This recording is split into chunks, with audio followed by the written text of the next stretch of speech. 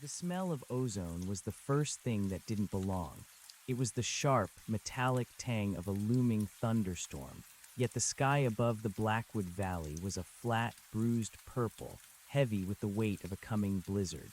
We stood on the edge of the trailhead, Elias, Sarah, and myself, strapping on our packs. The air was so cold it felt brittle, like glass that would shatter if you spoke too loudly. I checked my watch, 3:14 p.m. We had 2 hours of light left to reach the ridge cabin. The wind is dying down, Elias whispered. He didn't look at us. He was staring at the ground. He was right, the silence was heavy. In the woods, silence is usually a sign of a predator, but this was different. It wasn't the absence of sound, it was the presence of a vacuum. Even our breathing seemed muffled, as if the air was refusing to carry the vibration of our lungs. I stepped forward, my heavy boot sinking into the fresh 4-inch powder. It made a satisfying, rhythmic crunch. I took 5 steps, then stopped to adjust my shoulder strap. I looked back at Sarah. She hadn't moved. She was staring at the space between us. "Mark," she said. Her voice was thin, like paper tearing. "Look at your feet." I looked down. My boots were planted firmly in the snow, but where I had just walked, the 5 distinct, deep impressions of my Vibram soles, the snow was flat, not filled in by wind, not covered by fresh flakes. It was simply level. The texture of the snow where my tracks should have been was identical to the undisturbed drifts around it. It was as if I had teleported to my current position. I felt a sudden, sharp prickling behind my eyes. I walked back toward them, taking exaggerated, heavy stomps. I turned around immediately. I watched it happen. The edges of the footprint didn't crumble. They didn't fill. The depression simply rose. It was a slow, mechanical ascent, the snow crystals knitting themselves back together with a precision that defied physics. In 3 seconds, the track was gone. The surface was pristine, white, and perfectly smooth. "It's the light," I said, my voice sounding foreign to my own ears. My throat felt tight, the muscles constricting as if trying to keep something out. The shadows are playing tricks. It's a flat light phenomenon. "That's not light, Mark," Elias said. He reached out a gloved hand and pressed it into the snowbank beside him. He pulled his hand away. We watched the 5-fingered indent shallow out, the granular ice flowing upward against gravity until the bank was a seamless wall of white once more. The woods didn't feel like woods anymore. They felt like a stage set that was being reset in real time. We kept moving because staying still felt like an invitation. We hiked in a single file, the silence growing thicker with every yard. My internal compass felt skewed. The trees, mostly hemlock and skeletal birch, seemed to lean away from the path, their branches frozen in gestures of silent alarm. By 4:00 p.m., the temperature dropped another 10 degrees. I could feel the hair inside my nostrils freezing, turning into tiny needles. We reached the clearing known as the Miller's Throat. It was a wide, bowl-shaped depression where the wind usually howled. Today, it was a dead zone. "Does anyone else feel that?" Sarah asked. She stopped. Her hands were shaking, not with the rhythmic tremor of cold, but with a fine, high-frequency vibration. "Feel what?" I asked. "The hum," she said. I stilled my breathing. At first, there was nothing.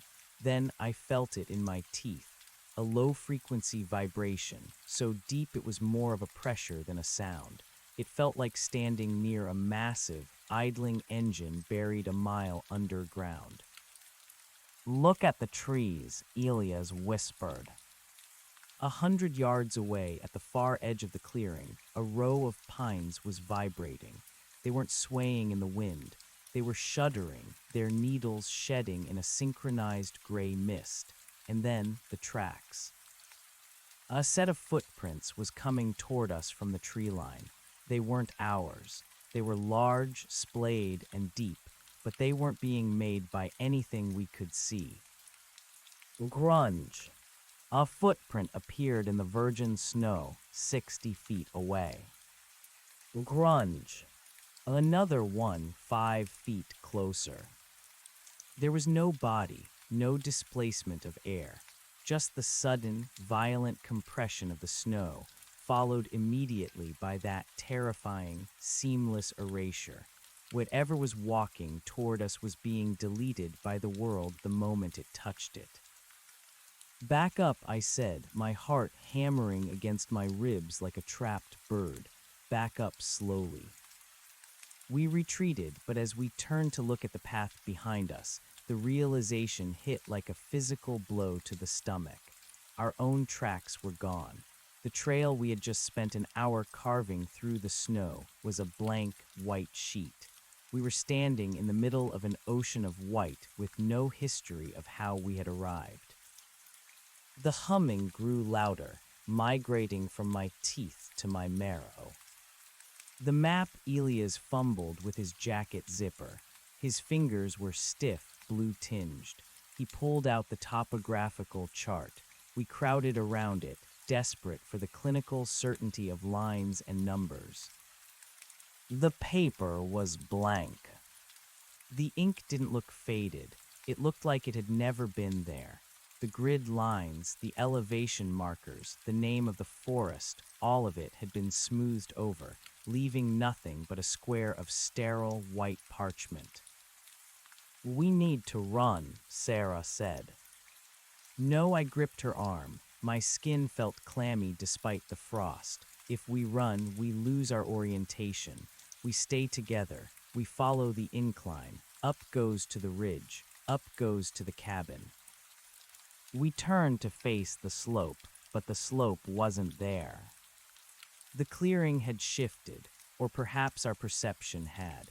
The gentle rise we had been climbing now looked like a flat, infinite plain. The trees were further away than they had been seconds ago. The proportions of the world were stretching, the Euclidean geometry of the forest warping into something elongated and wrong. Mark, Elias pointed. Behind us, where the invisible tracks had been approaching, something was standing. It wasn't a creature. It was a distortion, a ripple in the air, like heat rising off asphalt, but cold. It stood about 7 feet tall. It didn't have a face, but I knew it was looking at us. I knew it because the humming in my bones shifted into a sharp, piercing whistle. The snow beneath the distortion began to boil, not with heat, but with motion. Thousands of white flakes were swirling upward, orbiting the void. "Run," I whispered. This time no one argued. We bolted toward where we thought the tree line was. The snow was knee-deep, but it offered no resistance. It felt like running through smoke. There was no friction, no weight. I looked down at my legs and saw that my boots weren't even leaving marks anymore. The world had stopped recording our existence entirely. We hit the tree line, gasping, our lungs burning with the intake of sub-zero air. We didn't stop until we found a dense thicket of old-growth cedar. We huddled together in the narrow space between the trunks. Sarah was checking her pulse, her eyes wide and glassy. "I can't feel it," she whispered. "What?" I reached for her wrist. Her skin was ice cold. I pressed my fingers into the soft tissue where her radial artery should have been thumping. There was nothing, just a hollow, rhythmic thudding that seemed to be coming from the trees themselves, rather than her body. I checked my own. Silence. We sat in the dark. The sun had finally dipped below the horizon, but the night wasn't black. It was a dull, bruised gray. The snow began to fall then, not in flakes, but in long, vertical needles that didn't make a sound when they hit the ground.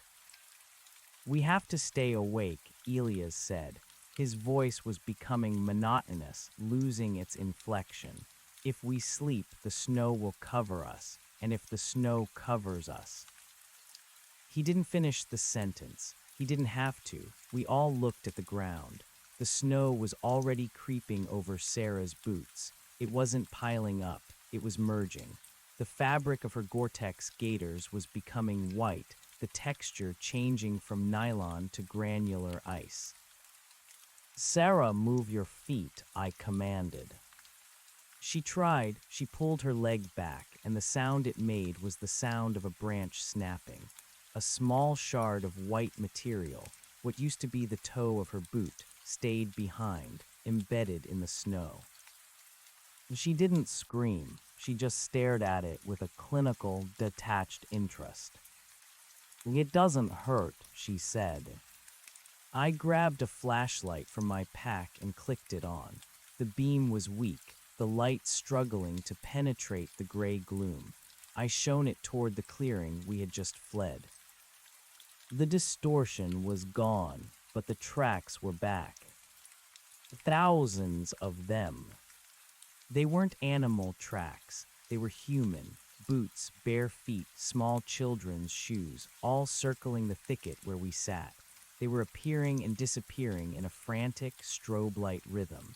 The snow was a canvas for 1,000 ghosts, all trying to find a way out, all being erased the moment they took a step. And then I saw the most recent set. They were 3 feet away from us, a set of prints exactly like mine, the same wear pattern on the heel, the same slight inward turn of the left foot. The prints didn't lead away. They led directly toward me. I looked up. There was nothing in front of me but the falling white needles, but I felt a cold breath on my forehead. It smelled of ozone and old, forgotten paper. "Who's there?" I asked, my voice a ghost of a sound. The reply didn't come in words. It came as a sudden, violent weight on my chest, as if someone had stepped on me. I fell back against the cedar tree, and for a second my vision went white. When it cleared, Elias and Sarah were looking at me, but they were further away, not because they had moved, but because the tree I was leaning against had grown, or I had shrunk. "Mark," Sarah called out. Her voice sounded like it was coming from the bottom of a well. I looked at my hands. They were pale, translucent. I could see the dark shapes of my bones, but they didn't look like bone anymore.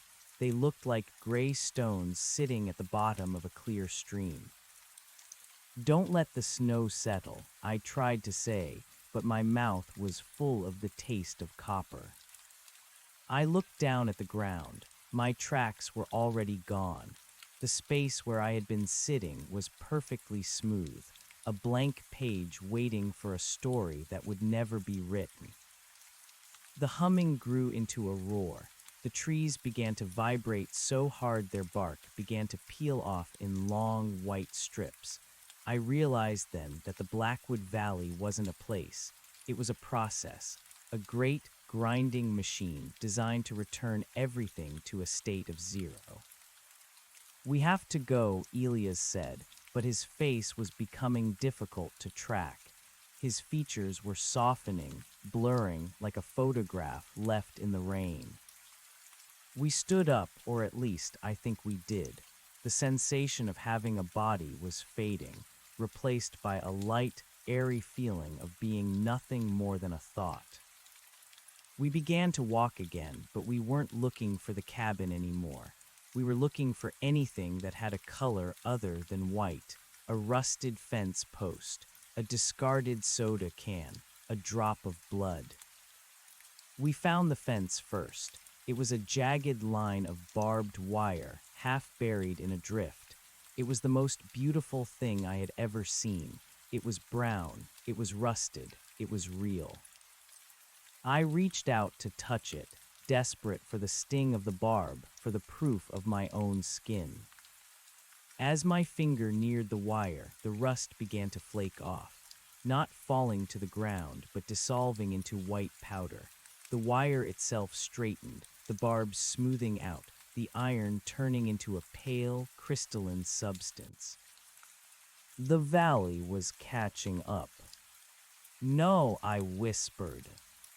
I looked back at Elias and Sarah. They were standing 10 feet behind me, but they weren't people anymore. They were two pillars of falling snow, shaped roughly like humans, their eyes two dark, flickering shadows that were slowly being filled in. Sarah's hand reached out toward me. It crumbled into a cloud of white dust before it could reach my sleeve. I turned and ran. I didn't look back. I didn't care about the cabin or the ridge. I ran toward the only thing I could still see, a faint, pulsing red light in the distance. A radio tower, a beacon's. My heart was thumping now, a frantic, wet sound in the vacuum. Thump, thump, thump, thump. I ran until my legs felt like lead, until the air in my lungs felt like liquid nitrogen. The red light grew closer, a single, bleeding eye in the gray world. I reached the base of the tower. I grabbed the steel girders. They were cold, but they were solid. I began to climb. I didn't look down. I knew that if I looked down, I would see the forest floor had risen to meet me, a rising tide of white that was erasing the world inch by inch. I climbed until I reached the first platform. I collapsed there, gasping. I looked at my hand. The skin was solid again. The color was returning to my fingernails. I looked out over the valleys. There were no trees. There were no mountains. There was only a flat, white void stretching out to the horizon in every direction, and in the middle of that void, two sets of tracks were moving. They weren't running, they were wandering in circles, two perfect lines of impressions being made by nothing, only to be erased seconds later. Elias and Sarah. They were still out there, caught in the loop, being deleted and rewritten over and over again. I reached into my pocket for my phone, wanting to call for help, wanting to hear a human voice. I pulled it out. The screen was white. I pressed the power button. Nothing. I looked at the back of the device. The logo was gone. The camera lens was a flat white circle. And then I felt it. A flake of snow landed on my wrist. It didn't melt. It didn't feel cold. I watched as the skin beneath the flake began to turn white, the texture of my arm smoothing out, the hair follicles vanishing, the veins disappearing. The tower began to hum. I looked up at the red light. It was flickering. The red was turning to pink. The pink was turning to white. I closed my eyes and tried to remember the color of my mother's hair. I tried to remember the smell of rain on hot pavement. I tried to remember the taste of an orange. But the memories were like the tracks in the snow. One by one, they were being smoothed over. One by one, the edges were knitting back together. I opened my mouth to scream, but no sound came out. The snow had finally hidden everything. The red light of the radio tower didn't just fade, it dissolved. It broke apart into static, the way an old television loses its signal, until the very concept of red felt like a word I had learned in a dream and forgot upon waking. I was clinging to a cross brace of the tower, my fingers fused to the metal. I say fused because the boundary between my gloves and the steel was vanishing. The tactile sensation of cold was being replaced by a terrifying neutrality. I wasn't cold anymore. I wasn't warm. I was simply becoming part of the geography.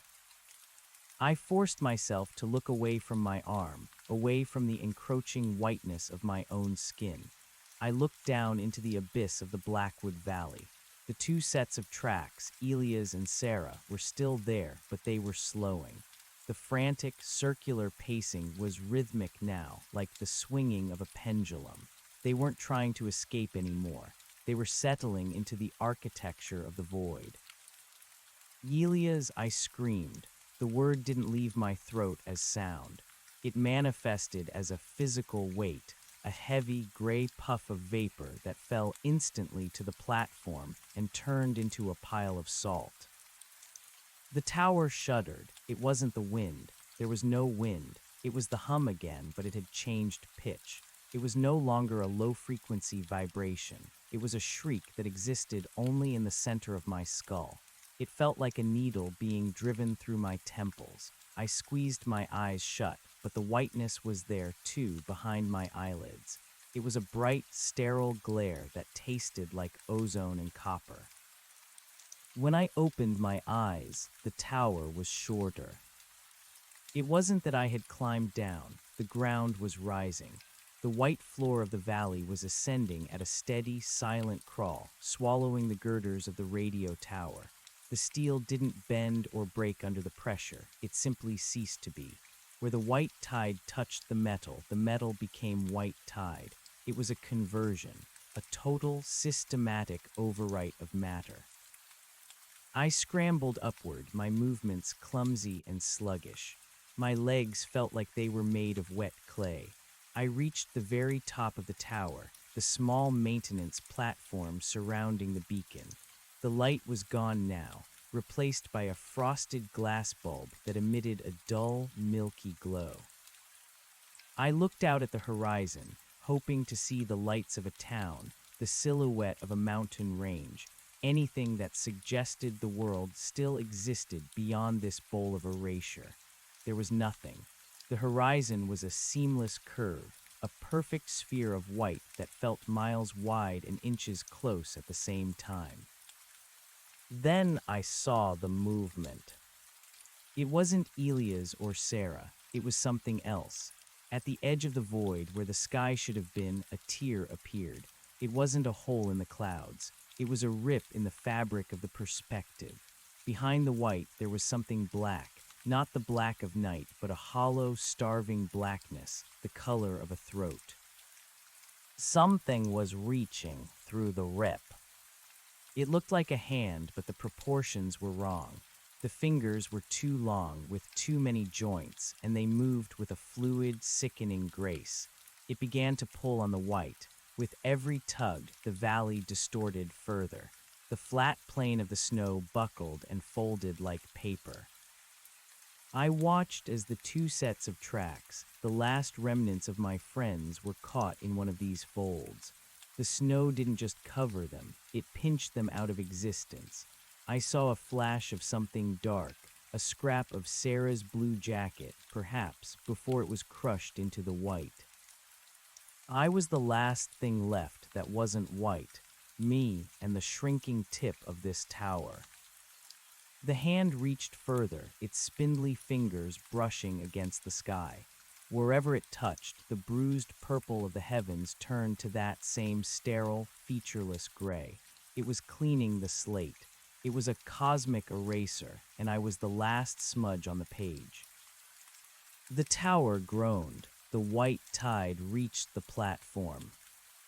I felt it touch my boots. It didn't feel like snow. It felt like nothing. That was the horror of it.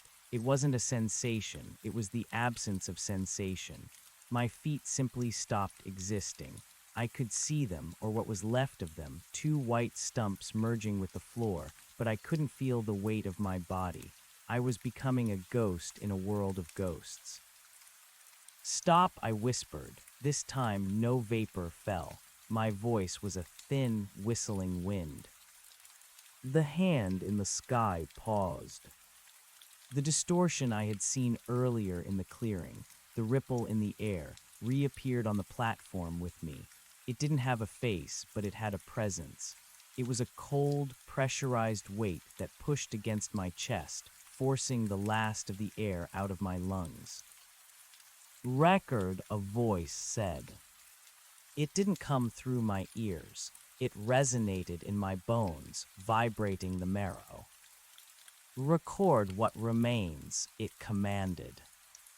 I looked at my hands. They were almost entirely translucent now. I could see the girders of the tower through my palms.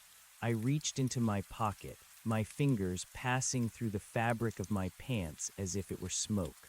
I fumbled for something, anything, that I had brought with me from the world that was. My fingers closed around a small, hard object, my compass. I pulled it out. The brass casing was already turning white, the glass fogging over. But inside, the needle was spinning. It wasn't pointing north. It was spinning frantically, a blurred silver streak against the white face of the dial. I held it out toward the distortion. "Is this what you want?" I rasped, the last bit of direction. The ripple in the air expanded. It grew taller, wider, until it blotted out the white sky.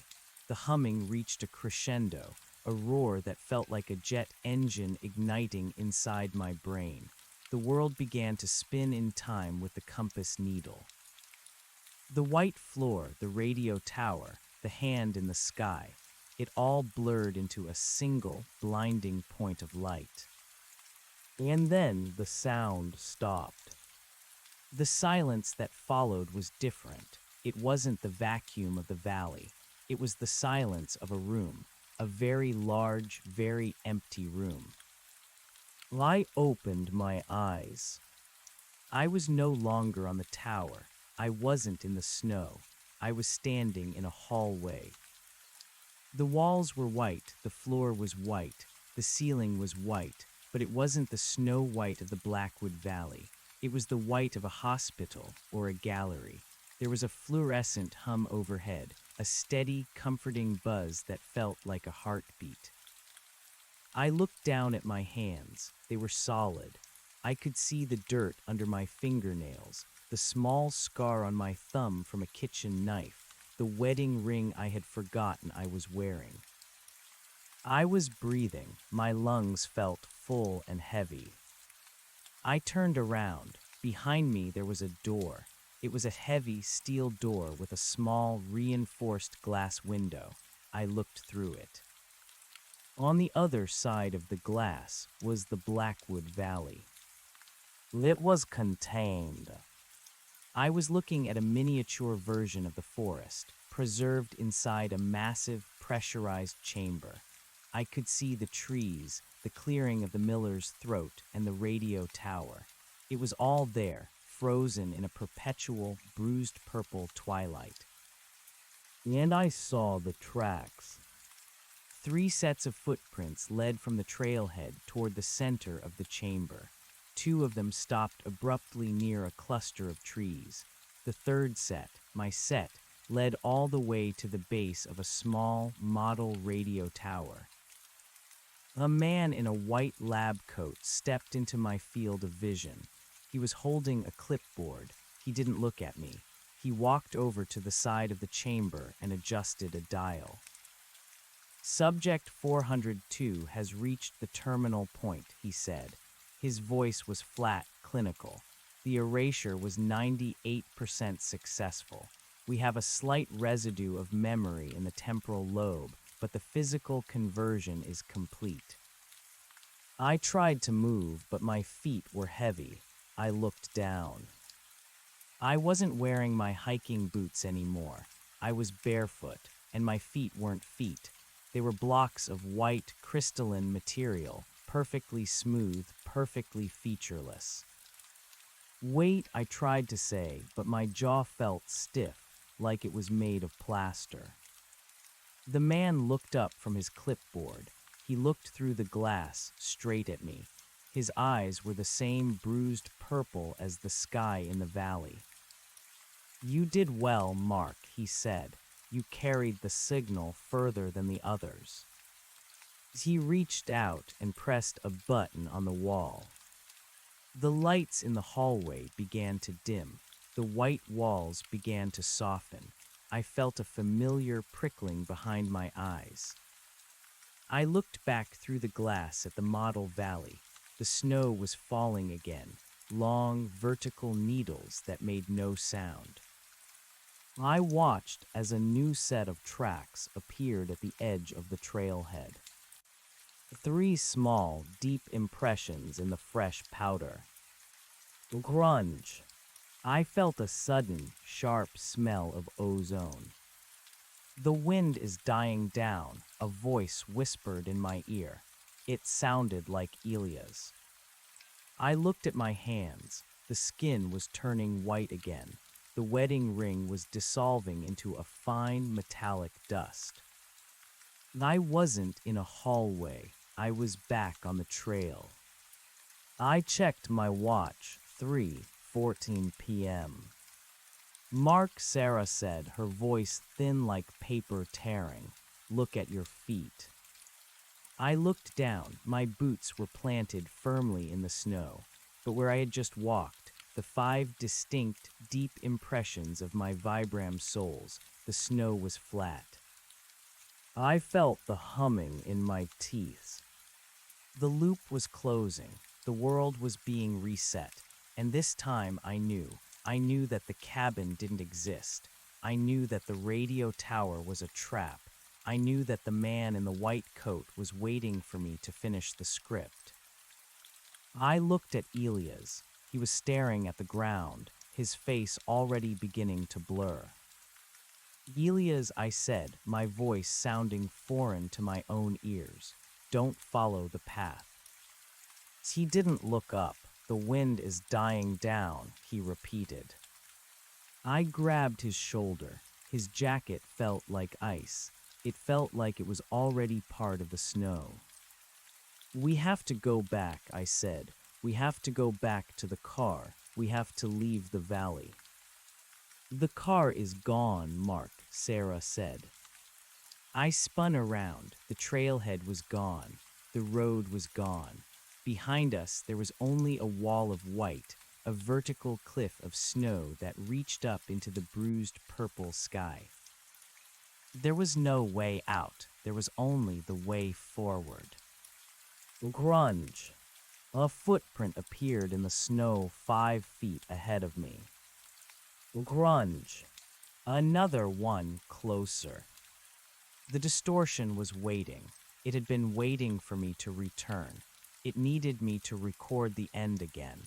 It needed the signal to be carried over and over until there was nothing left but the signal itself. I looked at my friends. They weren't my friends anymore. They were props. They were shadows cast by a light that was dying. "Okay," I whispered. I took a step forward. My boots sank into the powder. I didn't look back.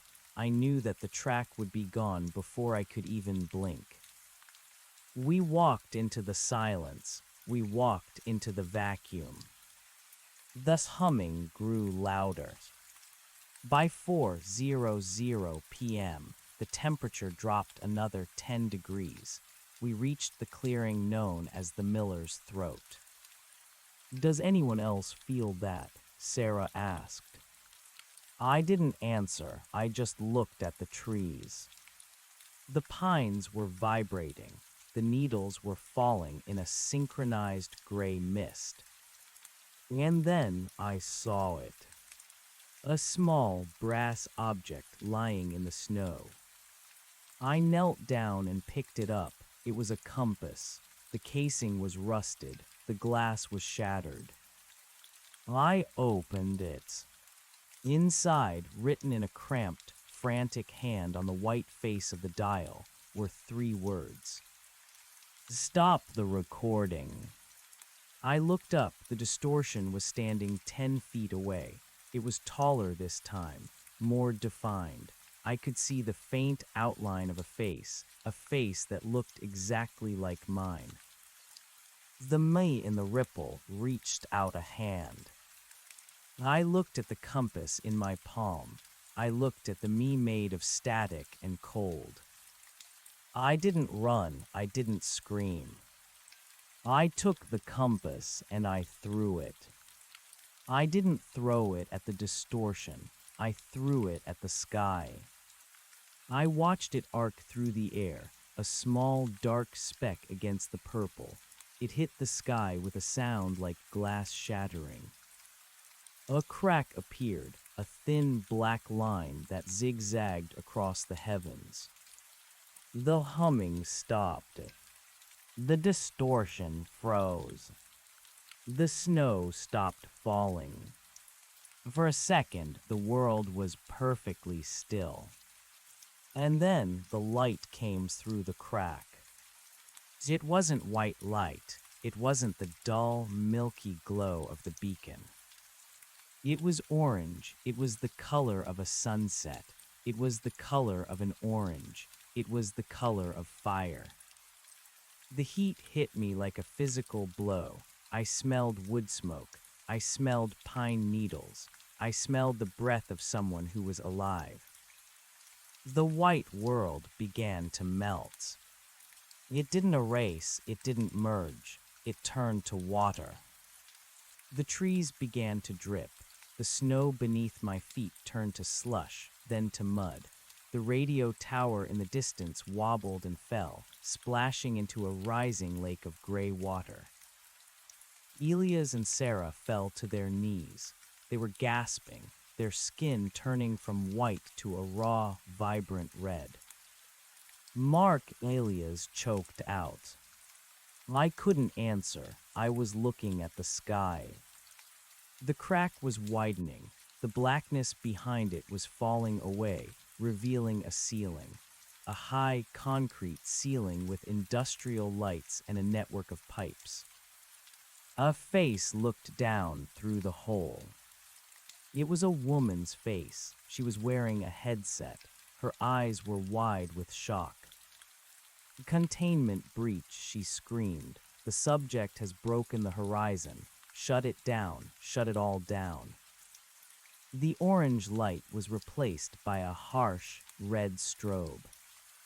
The water around us began to drain. The mud dried instantly, turning back into the sterile, white floor of the chamber. No, I yelled. I grabbed Sarah's hand. Her skin was warm. Her pulse was thumping against my palm. Stay with me, I shouted. But the room was resetting. The walls were rising. The bruised purple sky was being projected back onto the ceiling. I looked at the compass. It was lying in the mud, its brass casing shining in the red light. I reached for it, but my hand passed through it.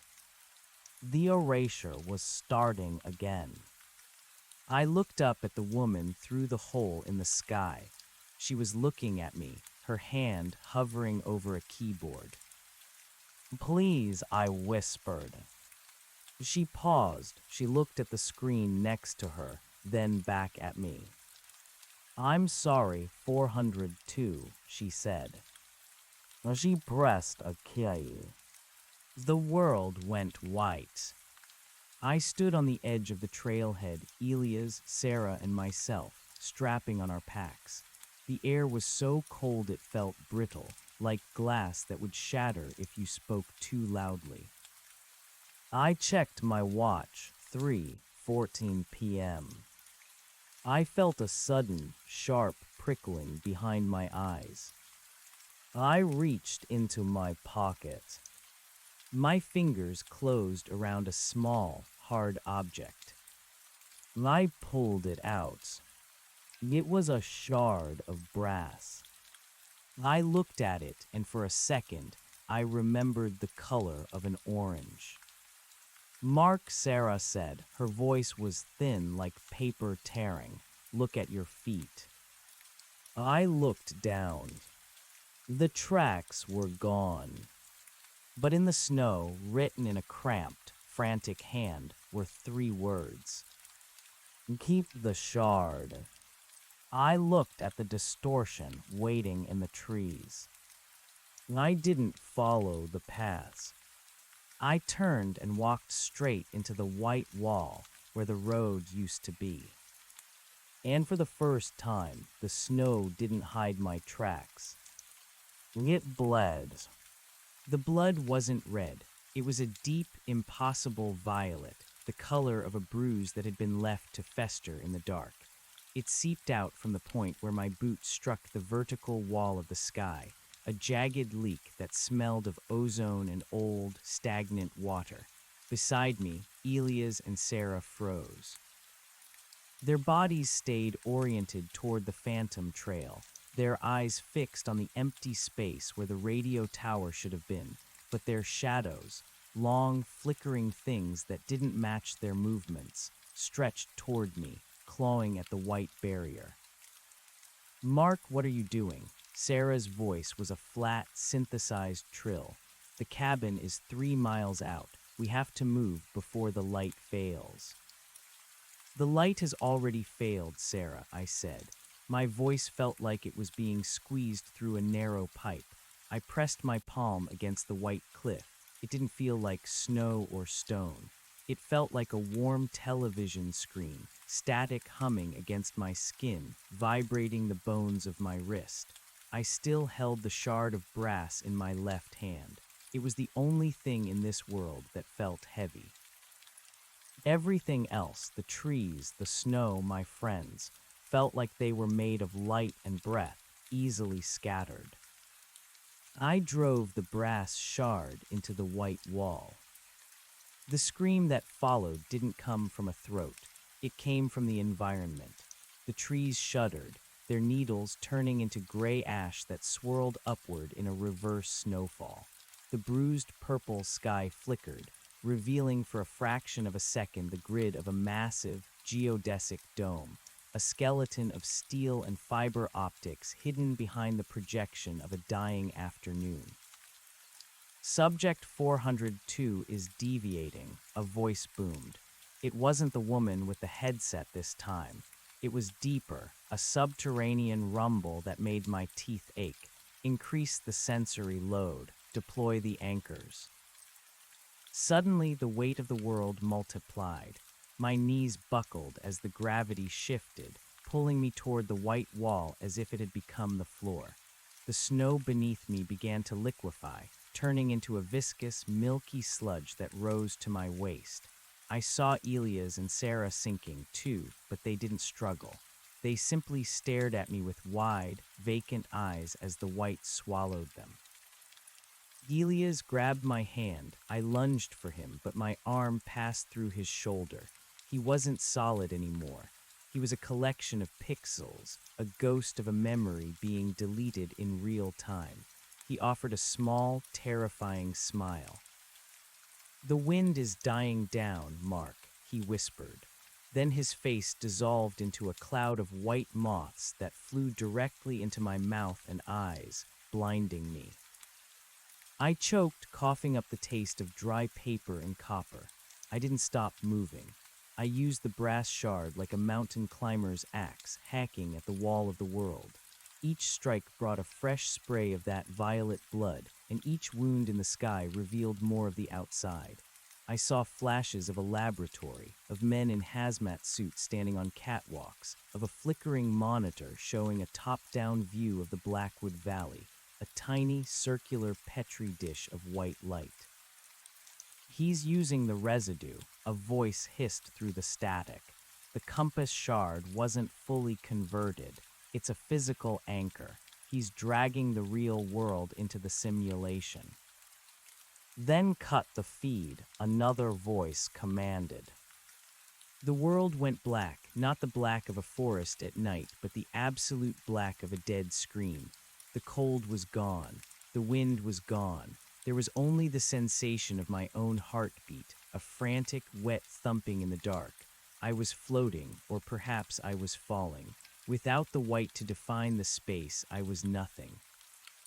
Then a light flickered.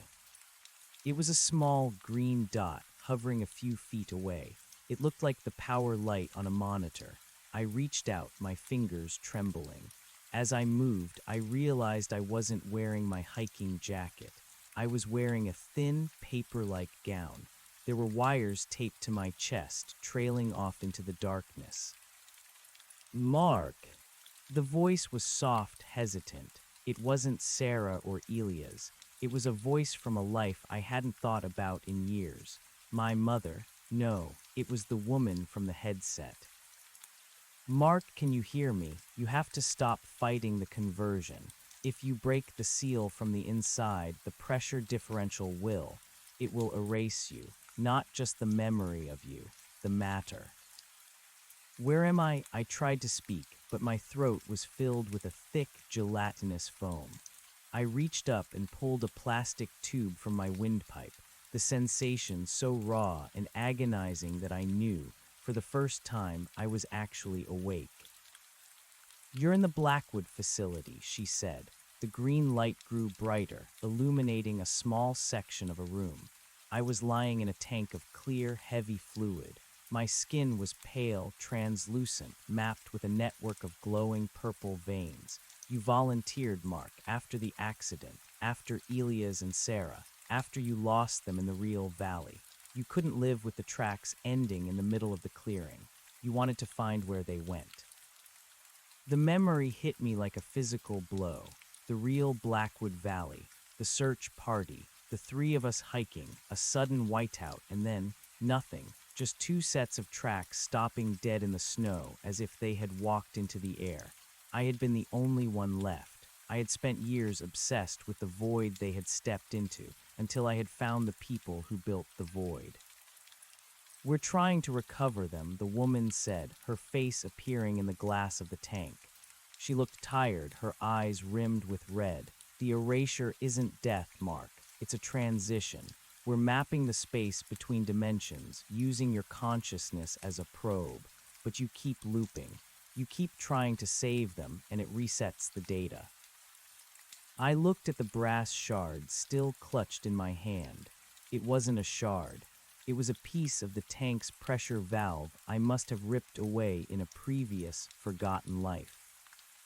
They're still in there, I rasped, the fluid from the tank dripping from my chin. I saw them. They weren't just data. They were cold. They were scared. That's your mind projecting familiar sensations onto the unknown, she said, her voice growing urgent. The distortion you see, that's the gateway. If you step into it willingly, without fighting, we can finally see what's on the other side. We can find where the tracks led. I looked down at my feet. They were solid again, but the purple veins were pulsing faster. The fluid in the tank was beginning to churn. You're lying, I said. You're not trying to find them. You're trying to hide the tracks. Her expression shifted. The sympathy vanished, replaced by a cold, clinical detachment. We are trying to understand the nature of the erasure. If the world is going to end in white, Mark, don't you want to be the one who describes the color of the void? No, I said, I want to go home. There is no home to go to. Look at the monitors. She stepped aside. Behind her, a wall of screens showed different angles of the world outside the facility. But there was no world. There were no cities, no mountains, no forests. There was only a vast, rolling sea of white, a sterile tide that had swallowed the planet. The facility was an island, a tiny bunker of concrete and steel holding back a global overwrite. The Blackwood Valley wasn't the experiment, she whispered. The valley was the last place that stayed real. We're just trying to record the final moments before the slate is wiped clean. I looked at the screens, at the encroaching whiteness that looked exactly like the snow in the valley. The erasure wasn't a glitch in a machine. It was a fundamental change in the universe. The world was being unmade, and I was being kept in a loop so they could study the process of vanishing. The wind is dying down, I said, the words tasting like ash. Yes, she said, it is. I looked at the brass valve in my hand. I looked at the glass of the tank. If I broke it, the white would come in. The pressure would equalize. The laboratory, the woman, the monitors, and my own broken body would all become part of the geography. Mark, don't, she said, seeing the intent in my eyes. If you stay in the simulation, you can have them back. We can reset the loop. You can have the hike, the laughter, the purple sky. You can stay in the 3:14 p.m. forever. I thought of Sarah's blue jacket. I thought of Elia's rhythmic pacing. They weren't real, but the pain of losing them was the only thing that felt true. The tracks have to lead somewhere, I said. I raised the brass shard. Mark. I swung, the glass didn't shatter, it dissolved. The moment the pressurized fluid met the air of the room, the conversion began. The woman's face turned to white vapor. The monitors flickered and became slabs of salt. The red strobe light turned into a dull, milky glow. I stepped out of the tank, but I didn't hit the floor of the lab. I hit the snow. I was back in the clearing, the miller's throat, but it was different now. The sky was gone, replaced by the raw, black throat of the universe I had seen before. The hand was there, too, but it wasn't reaching for me. It was holding the world together, its spindly fingers threaded through the trees like a weaver's loom. Elias and Sarah were standing in the center of the clearing. They weren't blurring. They weren't melting.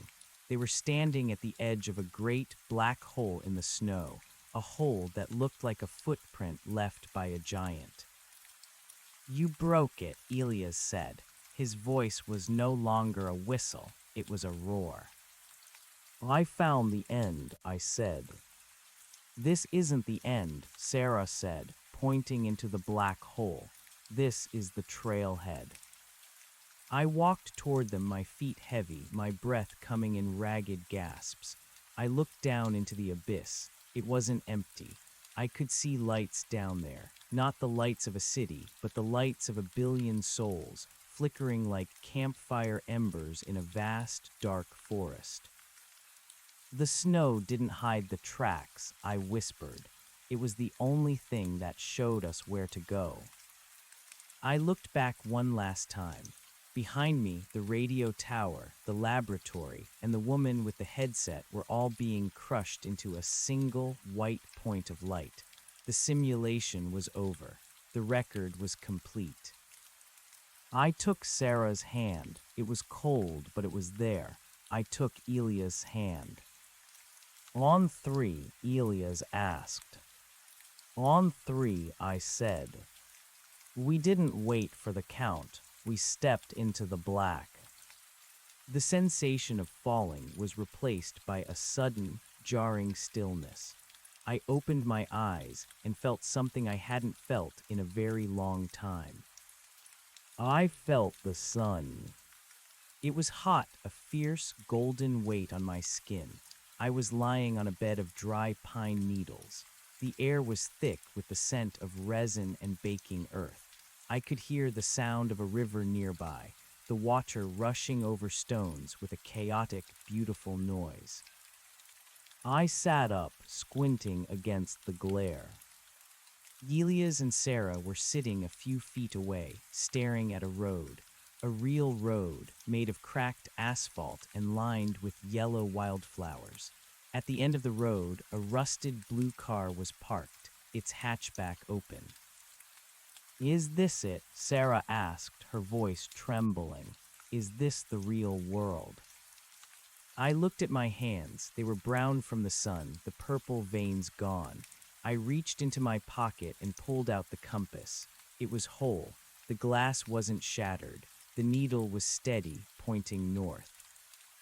But then I looked at the horizon. Beyond the trees, beyond the road, the mountains were beginning to blur. A thin white line was creeping across the sky, a silent vertical wall of snow that was moving toward us, erasing the green, erasing the blue, erasing the sun. The loop hadn't ended. The valley was just bigger than I thought. The wind is dying down, Elias whispered. I looked at the compass. The needle began to spin. Get in the car, I said, my voice cold and hard. We have to stay ahead of the white. We scrambled into the car, the engine turning over with a desperate mechanical scream. As we pulled away, I looked in the rearview mirror. The road behind us was gone. There was only a seamless curve of white, a perfect sphere of erasure that was swallowing the world, 1 mile at a time. I stepped on the gas. We drove into the light, 3 sets of tires leaving tracks in the dust that the snow was already reaching for. The record wasn't over. We were just on the next page. The heat of the engine bay seeped through the floorboards, a jarring contrast to the phantom frost that still seemed to reside in the marrow of my bones. Sarah was shaking, her hands gripped so tightly around the edge of the passenger seat that her knuckles were the color of the very void we were fleeing. Elias sat in the back, his breath coming in shallow, jagged hitches. He didn't look back. He kept his eyes fixed on the back of my head, as if my silhouette were the only thing keeping him tethered to the physical world. The road was a jagged ribbon of gray, cracked by weeds and centuries of heat, winding through a canyon of red rock that felt too vivid to be real. The saturation was turned up too high. The ochre of the cliffs and the piercing cobalt of the sky felt like an assault on senses that had been conditioned for the muted, bruised palate of the simulation. I pushed the car to 60, then 70, the frame rattling with a violent, metallic protest. "Mark the mirror," Elias whispered. I didn't want to look. I wanted to believe in the road. I wanted to believe in the rusted blue metal of the car and the smell of old French fries and upholstery that permeated the cabin. But I looked. The white wasn't a storm. It wasn't a wall of fog. It was a deletion. Where the road had been a mile ago, there was now a flat, featureless plain of nothingness. It didn't have texture. It didn't reflect the sun. It was a blind spot in the universe, a cataract growing over the eye of the world. It moved with a silent, terrifying efficiency, consuming the red rocks and the dry brush with the same indifferent hunger. It didn't leave wreckage behind. It left absence. "It's faster than before," Sarah said, her voice regaining that brittle, paper-thin quality. "The scale is different. The laboratory, the woman, they were just a layer, like a scab. We picked it off, and now the real infection is showing." "It's not an infection," I said, though I didn't know why I was defending the thing that was hunting us. "It's a reset. They told me. They're wiping the slate." "Who are they?" Elias leaned forward, his face appearing in the gap between the seats. His eyes were bloodshot, the pupils blown wide. "The people in the lab, or the things that built the lab. Mark, look at the sun." I glanced up through the windshield. The sun was a perfect golden disk, but it wasn't moving. We had been driving for what felt like an hour, the engine screaming at the red line, yet the shadows of the telephone poles remained frozen, long and sharp against the dirt. The light was static. The world was a photograph that we were trying to drive out of before the paper caught fire. "The shards," Sarah muttered, reaching for my pocket. "Where is it?" I pulled the brass piece out. In the harsh desert light, it didn't look like a shard of a compass or a valve from a tank. It looked like a tooth, a jagged metallic molar ripped from the jaw of a god. It was vibrating, a low-frequency hum that made the dashboard buzz. "It's a compass," I said, my voice sounding distant to my own ears. "It's still a compass. It's just not pointing north anymore." I held it over the steering wheel. The jagged edge of the brass wasn't pointing toward the road ahead. It was tilted upward, toward the frozen sun. Suddenly, the car slammed into something, not a physical object, but a wall of resistance. The air inside the cabin became thick like syrup. The speedometer dropped to 0, though the engine was still roaring, the tires spinning uselessly against the asphalt. We weren't moving forward. The road was stretching. The the distance between us and the next bend in the canyon expanding faster than the car could travel. It was Zeno's paradox made manifest. We were traveling toward a destination that was receding into infinity. "They're locking the coordinates," Sarah screamed. She scrambled for the door handle, but the plastic melted under her touch, turning into a gray, viscous sludge. "Mark, they're closing the file." The white tide was only 100 yards behind us now. It didn't have a sound, but I could feel it, a profound, soul-crushing silence that drowned out the roar of the motor. It was the sound of a billion voices being silenced at once. "Out, get out," I yelled. I grabbed the shard and threw my shoulder against the driver's side door. It didn't open. It shattered into 1,000 black pixels that drifted away in a wind we couldn't feel.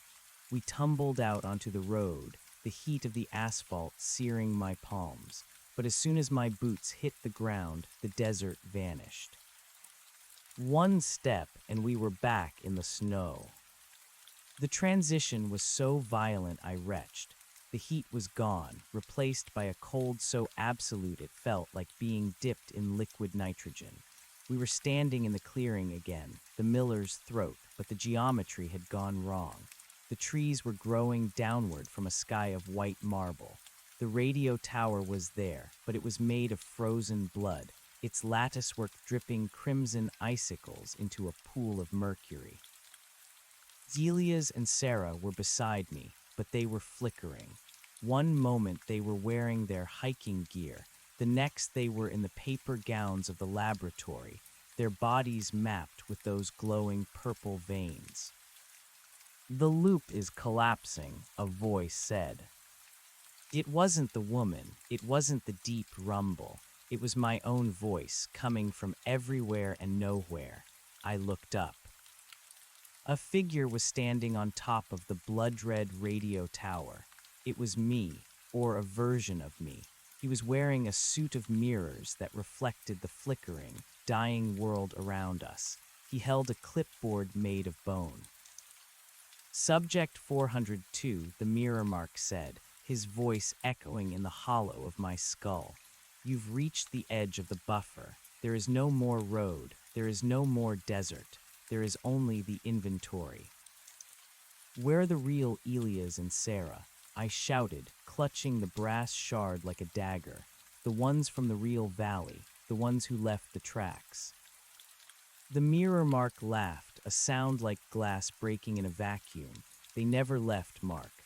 They were the first ones to be converted. They didn't walk into the air. They became the air. They are the white. Every flake of snow you've stepped on, every breath of cold wind you felt, that's them. They're trying to tell you to stop running. They're trying to welcome you home."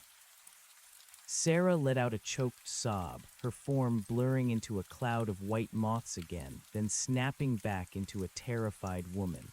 "He's lying, Mark. Don't listen. The shard is the key." "The shard is a glitch," the mirror mark countered, stepping off the tower. "He didn't fall. He drifted down like a leaf. A piece of the old world that refused to be overwritten. It's a weight, Mark. It's keeping you anchored to a corpse. Let it go and you can be like them. You can be infinite." He landed a few feet away. His face was a perfect replica of mine, but the eyes were wrong. They weren't eyes. They were tiny, circular screens showing the top-down view of the valley, the white circle closing in on the 3 tiny dots that were us. "Look at the tracks," the mirror mark said, pointing at the ground. I looked down. Behind us there were no tracks. The snow was perfectly smooth, as if we had been dropped there by a crane. But ahead of us, leading toward the center of the clearing, were 3 sets of deep, fresh prints. They led directly to the edge of the black hole we had seen before, the trailhead. "You've been here 1,000 times," the mirror mark whispered, leaning close. I could smell the ozone on him, the scent of a burnt-out circuit board. "Every time you take their hands, every time you jump into the dark. and every time it brings you back to the trailhead at 3:14 p.m. Don't you see, the black hole isn't an escape, it's the reset button. I looked at Sarah and Elias. They were looking at the hole with a desperate, hollow longing. To them, the dark looked like hope. It looked like the end of the cold. If the hole is the reset, I said, my heart hammering against my ribs, then what's the white? The mirror Mark's expression darkened. The screens in his eyes flickered with static. The white is the end of the data. It's the deletion of the hard drive. If the white catches you before you jump, there is no 3:14 p.m. There is no mark. There is only nothing. Then I'm not jumping, I said. I turned away from the black hole. I turned toward the encroaching wall of white that was now only yards away, a towering cliff of non-existence that was erasing the trees, the tower, and the sky. Mark, what are you doing? Elias cried out, his voice thinning as the white light began to bleed into his silhouette. We have to jump. It's the only way to stay together. No, I said, the jump is what keeps us in the loop. The jump is how they keep the experiment running. They want us to be afraid of the white, so we keep running back into the cage. I looked at the brass shard. It was glowing now, a fierce, blinding orange, the color of the sun I had seen in the desert, the color of a real fruit, the color of a life that wasn't a simulation. You can't go into the white, the mirror Mark hissed, his mirrored suit beginning to crack. There's nothing there. It's unallocated space. You'll be dismantled. Good, I said. Let them try to put me back together from scratch. I grabbed Sarah and Elias. I didn't grab their hands. I grabbed their spirits, reaching past the pixels and the paper gowns to the core of whatever they had been before the valley took them. I felt a spark, a genuine human spark of terror and love. Don't look at the hole, I told them. Look at the shard. I held the brass piece up. It was no longer a shard. It was a sun. The orange light erupted from my palm, carving a path through the bruised purple sky, a golden spear that struck the wall of white. The white didn't swallow the light. It recoiled. For the first time, I heard a sound from the void. It wasn't a scream or a rumble. It was a gasp. A billion miles away, or perhaps just on the other side of a glass partition, someone was losing control. He's overriding the source code, a panicked voice echoed through the clearing. He's using the shard as a compiler. Shut it down. Kill the power. Too late, I whispered. I didn't run toward the white. I waited for it. I stood my ground as the world dissolved around me. The radio tower turned to mist. The mirror Mark shattered into a million shards of glass that vanished before they hit the ground. The black hole in the center of the clearing pinched shut, a discarded thought. Elias and Sarah were solid now, truly solid. I could feel the heat of their skin, the frantic rhythm of their hearts. We weren't subjects. We weren't 402. The white wall hit us. It wasn't cold. It wasn't hot. It was a sensation of being unmade and remade in the same microsecond. I felt my memories being pulled apart like threads, then woven back together into a different pattern. I saw the real Blackwood Valley, the one where we had disappeared. I saw the search parties, the weeping parents, the headlines that faded into obscurity.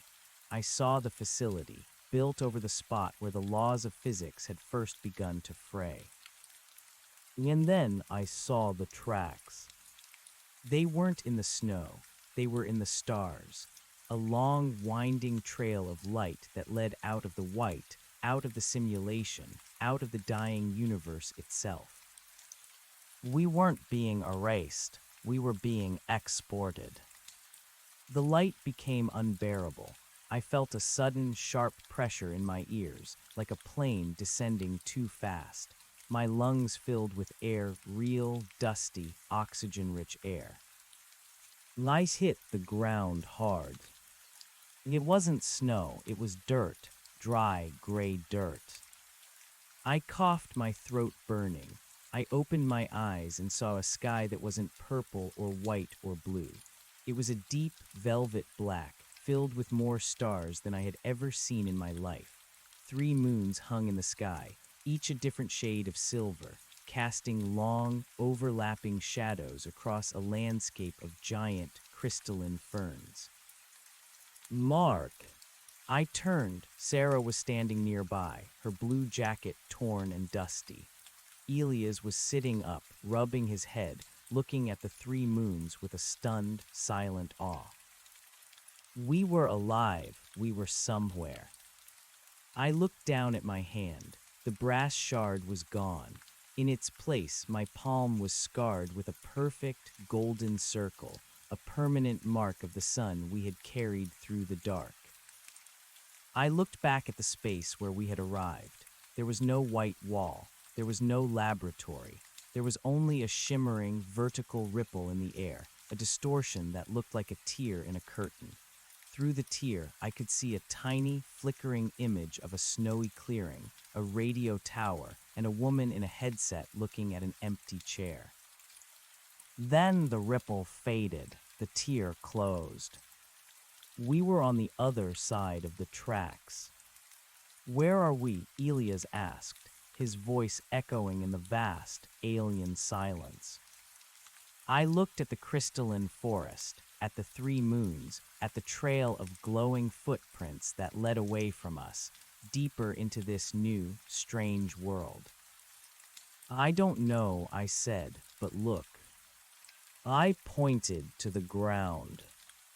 In the gray dust, leading away from the point of our arrival, were 3 sets of tracks. They were deep and clear, and for the first time in a long time, the wind didn't move them. The snow didn't hide them. We're not the first ones here, Sarah whispered. She was right. Parallel to our tracks, thousands of other footprints stretched toward the horizon. Some were human, some were not. All of them were moving in the same direction, toward a city of light that shimmered on the edge of the world. I reached out and took their hands. Let's go, I said, before the light changes. We began to walk. The air was warm, the ground was solid, and for the first time since 3:14 p.m., the shadows followed us. We weren't running from the erasure anymore. We were part of the story that came after. And as we walked, I realized that the woman in the lab had been right about one thing. The world was being unmade, but she was wrong about the rest. It wasn't a deletion. It was a migration. The tracks didn't end in the middle of the clearing.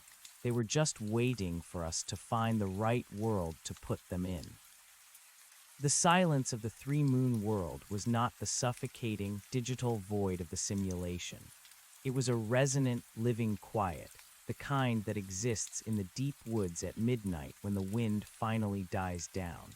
My boots crunched against the gray soil, a gritty, mineral-heavy substance that felt more like crushed gemstones than common dirt. Every step sent a faint, bioluminescent ripple through the ground, a soft amber glow that pulsed outward from the impact of my heel and faded slowly, like a dying ember. Mark my hands, Sarah whispered. She held them up in the overlapping silver light of the moons. The purple veins, those glowing maps of the laboratory's intrusion, were fading.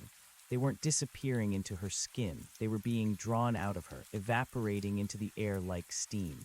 The pressure, it's gone. The feeling of being watched, it's just gone. Elias stood a few paces away, his head tilted back so far I thought he might tip over. There are too many, he breathed. The stars, they aren't in the right places. There's no Orion, no Dipper. It's like someone took the sky and shuffled the deck. I looked up, following his gaze. He was right.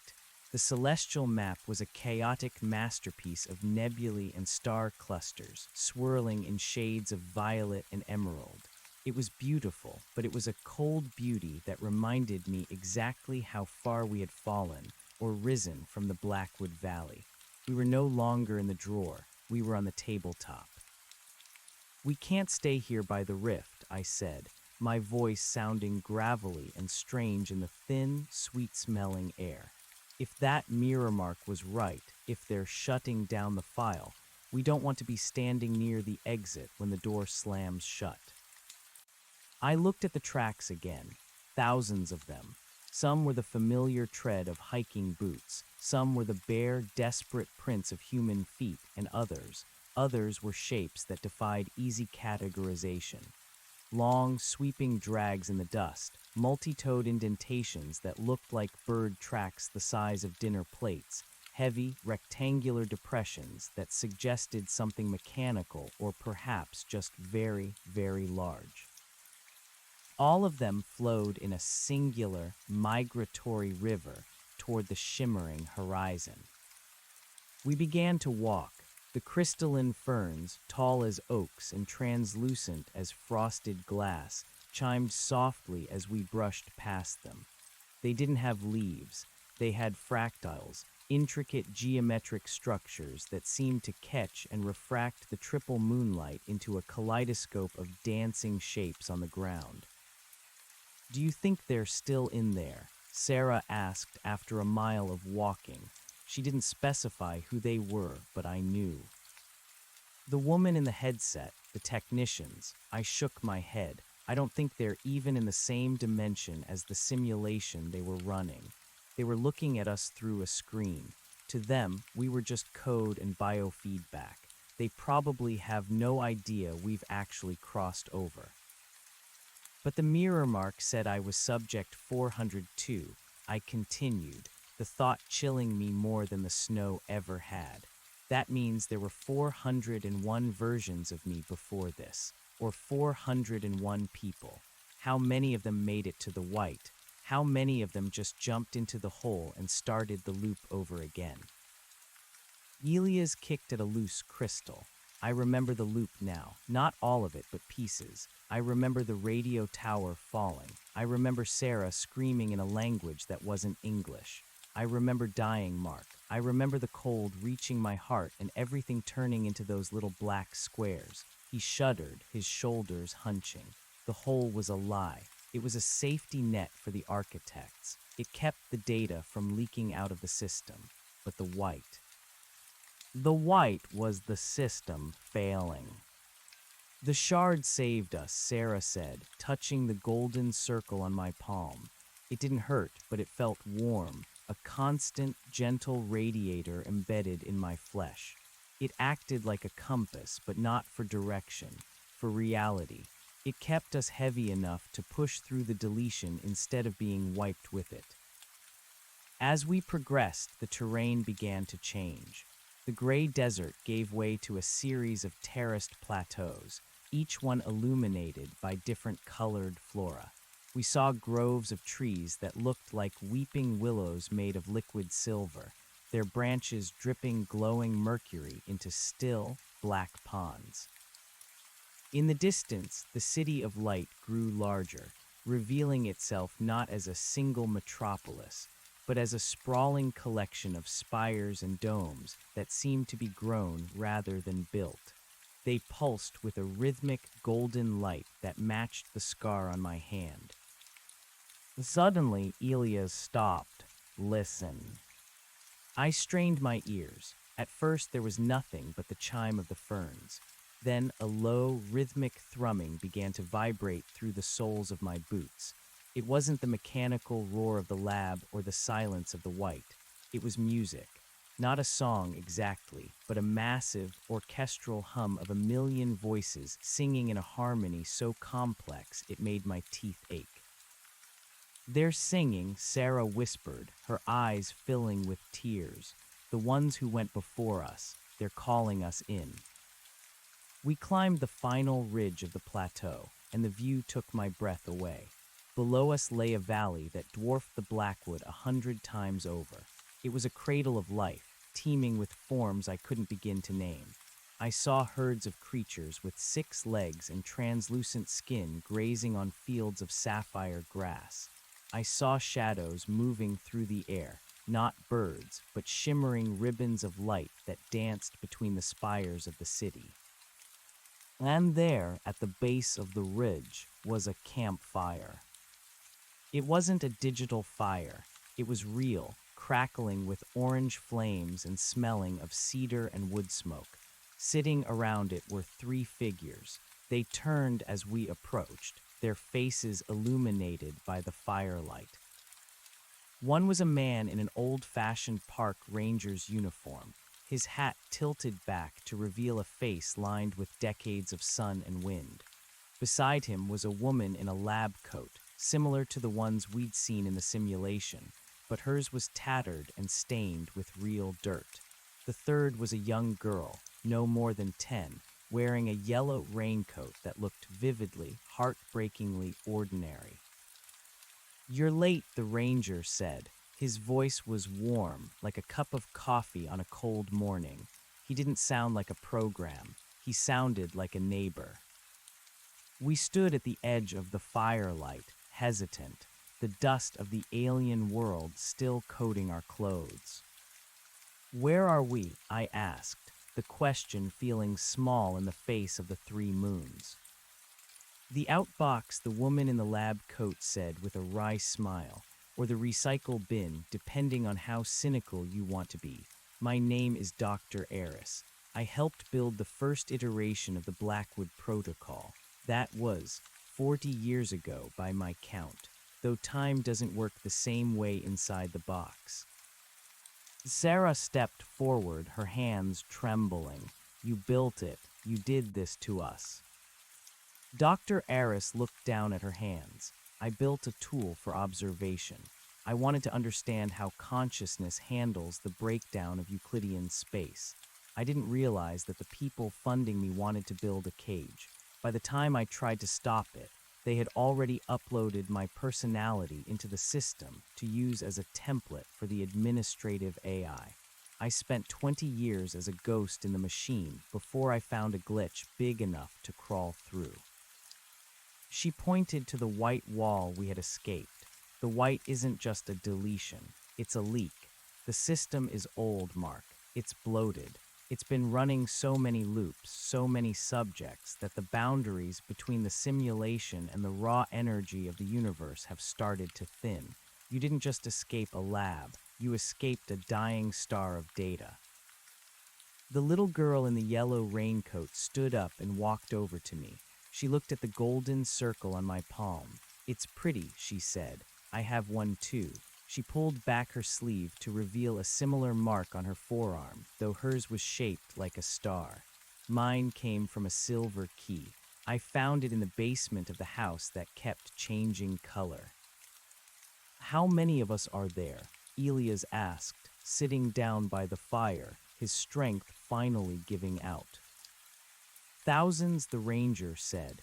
"Maybe tens of thousands. Not everyone makes it to the city. Some people get to the other side and they can't handle the scale of it. They stay out here in the wilds, building fires and waiting for the next group of tracks to show up. We call ourselves the remnant." I looked toward the city of light. "Is it safe there?" "Safe is a relative term," Dr. Eris said. "It's not a simulation. If you fall there, you bleed. If you stay too long in the sun, you burn. It's a real world, Mark, or as real as anything can be. The people there, they're building something. A way back, maybe, or a way forward. They've stopped trying to fix the Blackwood Valley and started trying to understand the new sky." I sat down next to Elias, feeling the heat of the fire on my face. It was the first time I had felt truly warm since we stepped onto the trailhead at 3:14 p.m. The phantom frost in my marrow finally began to melt, turning into a weary, peaceful ache. "The mirror, Mark," I said, looking at Dr. Eris. "He said Sarah and Elias weren't real. He said they were just the white trying to trick me." Dr. Eris looked at my friends. She reached out and touched Sarah's shoulder, then Elia's hand. In the simulation, the architects can rewrite your history. They can make you believe your friends are ghosts and your memories are lies. It's the easiest way to keep a subject from fighting back, make them feel alone. But you brought them with you, didn't you? I grabbed them, I said. I didn't let go. Then they're as real as you are, she said. The system can't simulate the kind of tether you created. That's why the shard reacted. You turned a glitch into a bridge. We sat in silence for a long time, watching the three moons track their slow, divergent paths across the velvet sky. The girl in the yellow raincoat fell asleep against the ranger's leg. The music from the city drifted up on the warm breeze, a lullaby for the unmade. "What happens tomorrow?" Sarah asked, her voice sleepy but clear. "We walk," the ranger said. "We follow the tracks. We add our own to the pile, and we see what the city has to say to us." I looked at the golden circle on my hand. It was glowing softly, in sync with the distant spires. I thought about the car, the frozen sun of the desert, and the woman in the laboratory who was currently staring at an empty chair. I thought about the snow that had hidden our tracks for so long, trying to erase the very fact of our existence.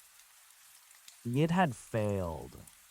The snow was gone, the tracks were deep, and for the first time in 1,000 loops, the record wasn't starting over. We had turned the page, and the paper was no longer on fire. "I think I'm done with the snow," I whispered, closing my eyes. "Might too," Elia said. "Might too," said Sarah. Behind us the rift was gone. Ahead of us the city waited, and beneath us the ground held our prints with a stubborn, beautiful permanence. The simulation was over. The migration had begun. We were no longer hidden. We were found. The fire crackled, a sound so grounding it felt like a physical weight pulling me out of the ethereal drift of the last few hours. It wasn't the digital hiss of the laboratory's ventilation or the eerie, tonal hum of the white wall. It was the organic, irregular snap of wood yielding to heat. I watched a spark drift upward, trailing a line of orange silk against the velvet black of the sky until it vanished among the unfamiliar constellations. "You're thinking about the woman," Dr. Eris said. She wasn't looking at me. She was poking at the embers with a blackened stick, the one in the headset. "You're wondering if she's still looking for you." "She seemed so certain," I said, my voice finally losing the metallic edge of the simulation. She talked like she was God, like she could just reach into the jar and pinch us out of existence. Eris let out a short, dry laugh. She's a middle manager in a dying company, Mark. The Blackwood Protocol was a massive investment, but it's been hemorrhaging data for years. They call it bit rot. The more they looped the valley, the more the reality of the simulation began to fray at the edges. They weren't trying to study you anymore. They were trying to keep the walls from falling down. You weren't a subject to her. You were a leak she was trying to plug. Sarah leaned forward, the firelight dancing in her dark eyes. But the people who didn't make it, the versions of us that died in the snow, what happens to them? The ranger, whose name Tag Red Miller, sighed heavily. He adjusted his hat, his weathered face etched with a deep ancestral sadness. They're part of the noise now, the background radiation of the system. Sometimes, if the wind is right and the barrier is thin, you can still hear them, like a radio station that's almost out of range. But they aren't you. You are the sum total of every version that survived long enough to find the exit. You're the distilled essence of 1,000 failures. It was a heavy thought that I was a walking graveyard of my own unsuccessful attempts at existing. I looked at Elias, who was tracing the edge of a crystalline fern with a tentative finger. He looked younger here, or perhaps just less haunted. The gray shadows that had clung to his eyes in the bunker were gone, replaced by the silver reflection of the three moons. "What's in the city?" Elias asked. "Is it a home, or just another waiting room?" "It's a forge," Miller said. "The people there, they aren't just surviving. They're trying to build a bridge back, not to the Blackwood Valley. That place is a tomb, but to the world that existed before the protocol. The original world. They believe that if enough of us gather, if we bring enough of these marks," he nodded toward the golden circle on my palm, "we can create a signal strong enough to be heard outside the simulation server." "A distress call," I whispered. "A declaration of independence," Aris corrected. The night deepened, but the temperature stayed a perfect, balmy constant. The little girl in the yellow raincoat, whose name we learned was Mia, muttered something in her sleep about a bicycle and a red dog. It was a mundane, beautiful detail that felt more precious than all the high-concept physics Eris had explained. In this alien world, under moons that shouldn't exist, a child was dreaming of a dog. That was the victory. Eventually, the exhaustion caught up to us. It wasn't the frantic, adrenaline-fueled fatigue of the run, but a heavy, soul-deep tiredness. Miller offered us bedrolls made of a soft, woven fiber that felt like silk but stayed warm like wool. As I lay down, the ground beneath me pulsed with that faint, amber bioluminescence, a heartbeat that seemed to sync with my own. I fell asleep watching the moons. When I woke, the sky had shifted from velvet black to a shimmering, iridescent pearl. The three moons were gone, replaced by a single, massive sun that didn't burn gold, but a soft, cool teal. The light didn't hurt my eyes. It felt like a bath of cool water. The campfire was a pile of white ash. Miller and Eris were already standing, packing their gear. Mia was chasing a fist-sized, winged creature that looked like a cross between a hummingbird and a dragonfly. "Time to move," Miller said, tipping his hat. "The city of spires doesn't get any closer if you're sitting on your haunches." We set out following the river of tracks. In the daylight, or the teal light, the landscape was even more breathtaking. The gray dirt was shot through with veins of quartz and amethyst that caught the sun, turning the ground into a glittering mosaic. The crystalline ferns were joined by forests of tall, slender trees with bark like polished copper and leaves that looked like shards of broken, stained glass. As we walked, we saw others. A group of 4 men in tattered business suits emerged from a grove of copper trees, looking dazed but determined. A woman in a hospital gown, her arm marked with a glowing blue triangle, joined the trail from a side path. We didn't talk much. A simple nod of acknowledgement was enough. We were all refugees from different versions of the same nightmare. "Look at the tracks now," Sarah whispered, grabbing my arm. I looked down. The river of footprints was growing denser, thousands upon thousands of them merging into a single, wide highway of passage. And they were changing. The deeper we got into the valley, the more the tracks seemed to hum. They weren't just indentations in the dirt, they were glowing. Each footprint left a lingering, ghostly impression of light, blue, gold, silver, green, creating a path of fire that led straight to the city gates. "The ground is remembering us," Elias said, his voice thick with awe. "In the snow, the world tried to forget we were there. Here, the world is holding onto us." The city was no longer a distant shimmer. It loomed ahead, a masterpiece of impossible geometry. The spires were thin as needles, reaching miles into the teal sky, connected by arched bridges that looked like frozen lightning. There were no walls, no gates, no guards. The city simply opened up to the valley, welcoming the migration with a low, resonant chime that echoed in my chest. As we reached the outskirts, I saw the first signs of real life. People were everywhere. They were tending gardens of glowing flora, sitting on benches made of shaped light and talking in low musical tones. They wore a mix of clothing, everything from modern tactical gear to simple tunics made of the same woven fiber Miller had given us. But it was their eyes that struck me. Everyone we passed had eyes that shone with a faint, internal light, as if they had swallowed a piece of the sun we had carried through the dark. "This is the Commons," Eris explained as we walked down a wide boulevard paved with iridescent stone. "Most people stay here for a while to decompress. The unmaking leaves scars on the mind. It takes time to remember how to be a person when you've spent so long being a variable." We stopped in a large circular plaza. In the center stood a fountain, but instead of water, it flowed with liquid light that cascaded over tiers of floating glass. People were dipping their hands into the light, bathing their faces, laughing. "We have to go to the Spire of Records," Miller said, pointing to the tallest needle in the center of the city. "That's where the signal is being built. They'll want to see your marks, especially yours, Mark. A golden circle. That's rare. It means you didn't just find a glitch. You forced one."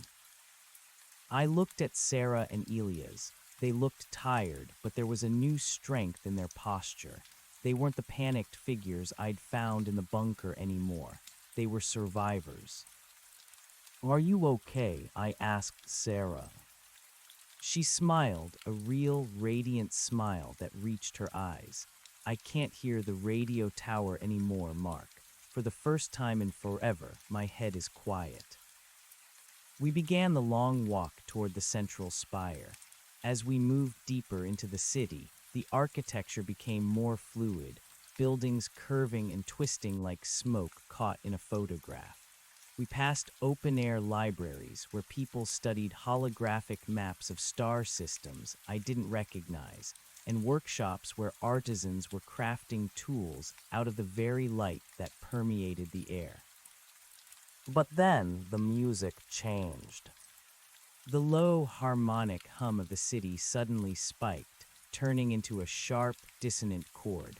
People stopped in their tracks. The liquid light in the fountain turned a dull, bruised purple. "What is that?" Elias asked, his hand going to his head. "That sound. I know that sound." I knew it too. It was the sound of the laboratory, the sound of a hard drive crashing, the sound of a world being forced to reboot. I looked up at the teal sun. A black line was cutting across its surface, not an eclipse, but a tear.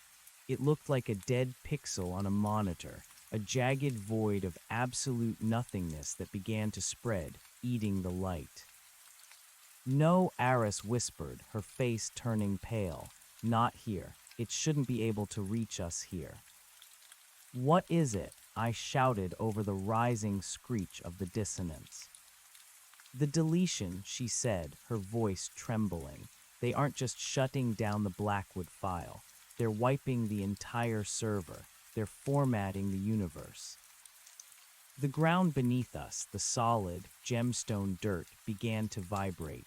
The bioluminescence flickered and died.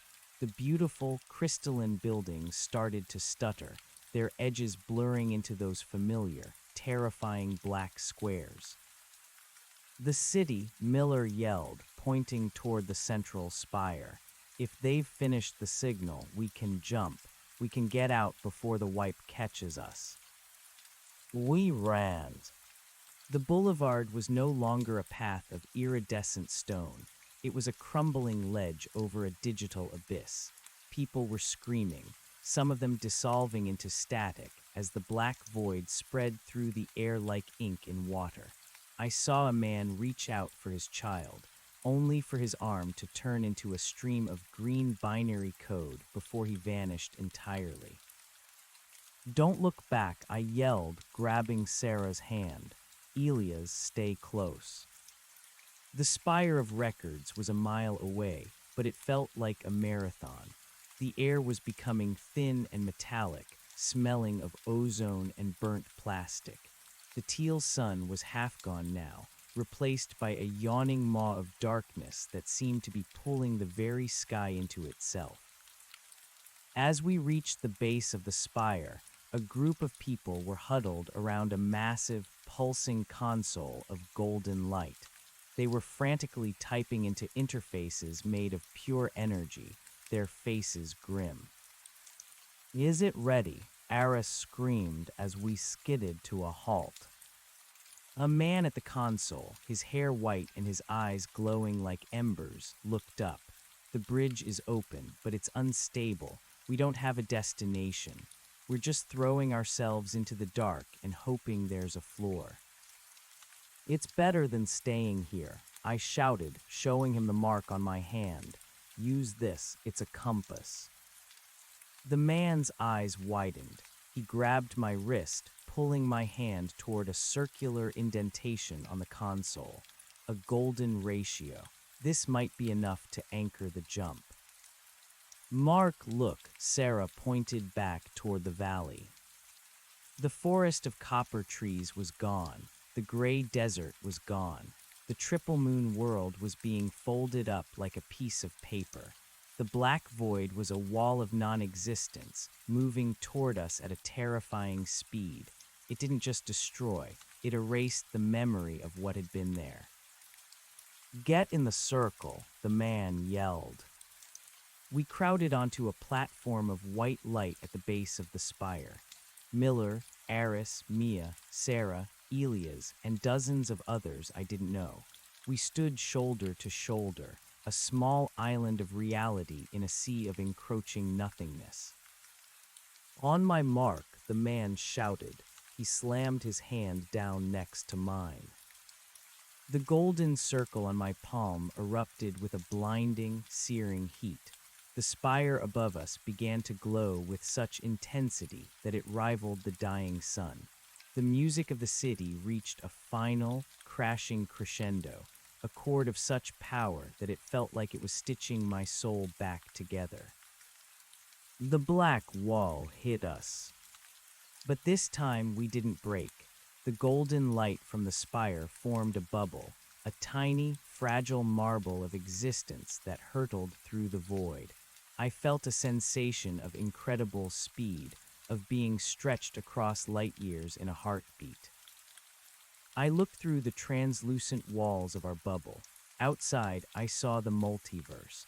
I saw thousands of files like the Blackwood Valley, tiny, flickering bubbles of simulated reality, some thriving, some dying, some being deleted by unseen hands.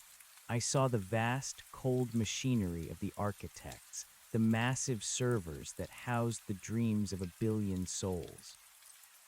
And then I saw the end of the line. A great white void, but not like the one in the lab. This was a shore, a vast, endless expanse of white sand meeting a sea of liquid stars. "Brace yourselves," Aris cried. The bubble shattered. I hit the white sand hard, the air knocked out of me. I rolled, coughing, feeling the grit of the sand between my fingers. It was cold, it was real. I sat up, gasping for breath. Sarah was there. Elias was there. Mia was clutching Miller's hand, staring out at the sea of stars. I looked back. The bubble was gone. The spire was gone. Behind us, there was nothing but a shimmering curtain of light, the final boundary of the machine. I looked down at my hand. The golden circle was still there, but it was dim now, a spent battery. I looked at the tracks we had made in the white sand. They were deep, they were clear, and for the first time there was no wind to move them, no snow to hide them, and no programmer to delete them.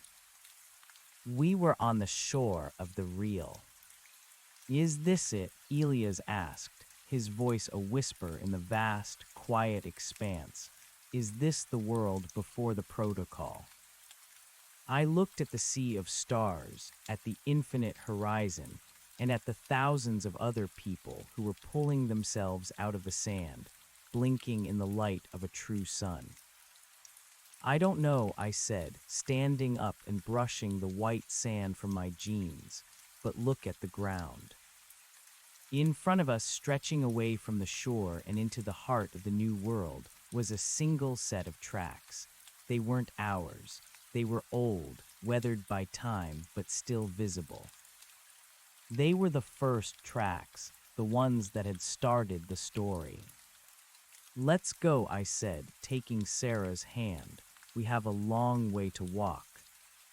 We stepped forward, our boots sinking into the sand, leaving a trail that would never be erased. The snow was gone. The tracks were ours, and the world was finally, beautifully, ours to see. The sand didn't behave like the digital approximations we had grown accustomed to. It didn't crunch with a pre-recorded algorithmic snap, nor did it shift in uniform polygons. It was silty, ancient, and held a dampness that suggested a tide had recently retreated, a physical weight that clung to the threads of my jeans and the creases of my skin. I ran my thumb over the golden circle on my palm. It was no longer pulsing with the frantic urgency of a distress flare. It had settled into a dull, structural hum, like a cooling engine. The air, Sarah whispered. She was standing a few feet away, her chest heaving as she took in great, gulping breaths. Mark, smell it. It's not ozone. It's not clean. It smells like salt and rotting wood and growth. She was right. The sterility of the Blackwood Protocol was gone. This place had a scent, a thick, complex musk of organic decay and briny life. It was the smell of a world that didn't need a maintenance crew to keep its textures from blurring. Miller was the first to fully find his footing. He helped Mia up, dusting the white grains from her yellow raincoat with a tenderness that seemed to ground him. He looked back at the shimmering curtain of light we had just tumbled through. It looked like a vertical sheet of oil on water, rippling with the ghost images of the city we had left behind. As we watched, the images flickered and died. The curtain became a flat, opaque silver, then thinned into nothingness. The bridge had collapsed. The door was locked behind us. "We're the last ones," Miller said, his voice gravelly. He looked around at the scattered groups of survivors picking themselves up along the shoreline. There were hundreds, perhaps a few thousand, spread across the white expanse. Compared to the millions that must have inhabited the various tiers of the simulation, we were a rounding error. The deletion caught the rest, or the signal wasn't strong enough to pull them through. Dr. Eris was kneeling by the waterline, staring at the sea of liquid stars. She reached out a trembling hand and dipped her fingers into the glowing tide. When she pulled them back, the droplets didn't evaporate. They clung to her skin like liquid mercury, slowly sinking into her pores. "This isn't the original world," she said, her voice devoid of its usual clinical authority. "Not yet. Look at the horizon." I followed her gaze. The sky wasn't blue, nor was it the teal of the city of spires. It was a deep, bruised violet, crowded with nebulae so dense they looked like clouds of colored smoke. There was no single sun, but a diffuse, ambient radiance that seemed to come from the water itself. "This is the substrate," Eris continued, standing up and wiping her hands on her lab coat, which was now stained with the white sand. "It's the layer between the servers and the source code. It's the basement of reality. The originals, the ones who built the machines, they must have abandoned this place eons ago. We're in the ruins of the hardware." Elias walked toward the single set of tracks I had noticed earlier. They were massive, not human, but bipedal, the toes long and splayed, the heels sinking deep into the sand as if the creature that made them carried the weight of a mountain. They led away from the shore, toward a range of jagged, obsidian mountains that tore through the violet sky like broken teeth. "If someone lived here," Elias said, Maybe they know how to get the rest of the way out. This feels like a waiting room. A very big, very old waiting room. We can't stay here, I said, looking back at the void where the curtain had been. The deletion might not stop at the server level. If they're formatting the hardware, this beach is going to be the next thing to go. We began to walk. The group of us, Mark, Sarah, Elias, Miller, Mia, and Aris, formed a tight knot, instinctively staying close. Other groups of survivors were doing the same, forming long, ragged lines that followed the various sets of tracks etched into the sand. It was a silent migration. No one shouted. No one sang. The sheer scale of the environment silenced us. The mountains ahead were so tall they seemed to lean over us, their peaks lost in the swirling nebulae. As we moved further from the shore, the white sand gave way to a floor of cracked, black glass. It was slick and cold, reflecting the violet sky so perfectly that it felt like we were walking on air. Beneath the glass, I could see things, frozen shapes that looked like giant gears, miles-long cables thick as tree trunks, and flickering lights that pulsed with a rhythmic, dying heartbeat. We were walking on top of the machine. I remember this, Sarah said suddenly. She stopped, staring down through the glass at a cluster of glowing amber cylinders embedded deep in the floor. In the bunker, in the early days before the loops got bad, there was a drawing on the wall, a child's drawing. It showed people walking on a sea of glass with fire underneath their feet. I thought it was just a metaphor for the simulation. But it's this. Someone else made it this far. Someone else saw this. The distilled essence, I muttered, recalling Miller's words. The versions of us that failed. Maybe they didn't all just turn into noise. Maybe some of them leaked through the cracks before the walls were even built. The silence of the substrate was broken by a low, rhythmic thumping. It wasn't the sound of feet. It was a mechanical vibration, a heavy thrum-clack that vibrated through the glass and up into our marrow. Something's coming, Miller said, his hand instinctively dropping to the empty holster at his hip. He looked around, his eyes narrowing. The horizon was flat and featureless except for the mountains, but the sound was getting louder, echoing off the obsidian peaks. From behind a fold in the glass landscape, a shape emerged. It was colossal, a tripod of rusted metal and pulsing blue light that stood 20 stories tall. It moved with a hitching, uneven gait, one of its massive legs dragging across the glass with a screech that set my teeth on edge. It didn't look like a guard or a predator. It looked like a scavenger, its central chassis draped with tattered cables and humming sensors. We froze, the other groups of survivors scattered, some running back toward the shore, others huddling in the shadows of the glass ridges. The machine stopped, its head a cluster of rotating lenses and flickering monitors swiveled toward us. A beam of harsh, white light swept over our group, pausing on me. The golden circle on my hand flared in response, the heat becoming almost unbearable. "It's a harvester," Aris whispered, her face ashen. "It's looking for corrupted data. It's part of the cleanup crew." The machine let out a sound, a blast of static so loud it knocked Mia off her feet. Then, a voice, distorted and layered with 1,000 echoes, boomed from hidden speakers.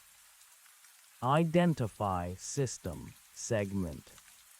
The language wasn't English, but I understood it. It was the language of the code, translated directly into my synapses by the mark on my hand. "We aren't segments," I yelled, stepping forward. I didn't know why I was doing it. Adrenaline, or perhaps just a refusal to be a variable anymore. I held up my glowing palm. "We're the users. We're the ones you were built to hold." The machine's lenses whirred, zooming in on the golden circle. The white light shifted to a soft, pulsing amber. The aggressive thrumming of its engine slowed, settling into a purr that matched the vibration in my hand. Administrator key detected, the machine boomed. Recovery protocol initiated, state destination. I looked at Eris. She was staring at the machine with wide, disbelieving eyes. It thinks you're an admin mark, the golden circle. It's not just a mark of survival, it's an override. When you forced that glitch in the valley, you stole a piece of the architecture. Where do we go? I asked her. Where is the exit? The mountains, she said, pointing toward the obsidian peaks. The aperture. It's the physical uplink to the world above. If this thing can take us there, we can bypass the deletion. I looked back at the machine. Take us to the aperture, all of us. The machine didn't move for a long moment. Then its massive central chassis began to lower, the rusted plates sliding apart to reveal a cavernous interior filled with soft, bioluminescent moss and rows of primitive-looking benches. It was a lifeboat built into the very frame of the Scavenger. Boarding commencing, the machine announced. Word spread quickly through the survivors. They emerged from their hiding places, hesitant at first, then in a frantic rush. Hundreds of people began to scramble up the lowering ramps of the harvester. It was a chaotic, desperate scene, people crying, laughing, and hauling each other up into the belly of the Titan.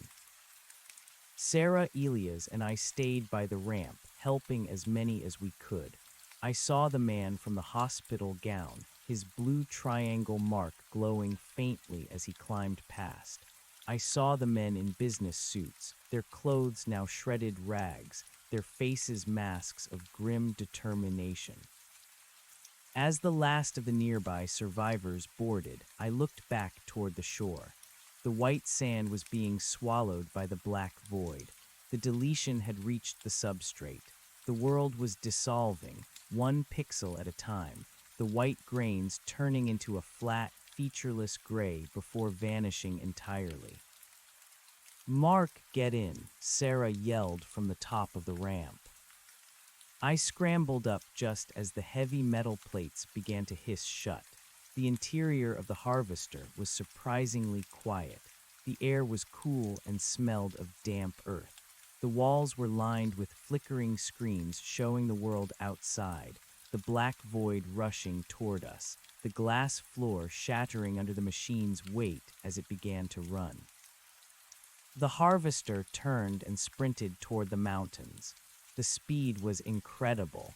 The obsidian peaks rushed toward us, growing until they filled the entire field of view. Why would they build this? Elias asked, sitting on a bench next to a woman who was clutching a tattered teddy bear. If they wanted to delete us, why build a machine that can save us? Because the people who built the machine aren't the people trying to delete us, Miller said, leaning against a vibrating wall. The builders wanted the system to last. They built redundancies. They built escapes for the data if the environment became hostile. The people in the lab, they're just using the tools. They don't even know how half of them work. The harvester hit the base of the mountains and didn't stop. It began to climb, its massive legs locking into the obsidian with pneumatic force. We were tilted back as the machine ascended a near-vertical cliff. On the monitors, I saw the substrate falling away. The white shore was gone. The sea of stars was being erased. The entire world we had just stood upon was being reduced to a single, infinitely small point of nothingness.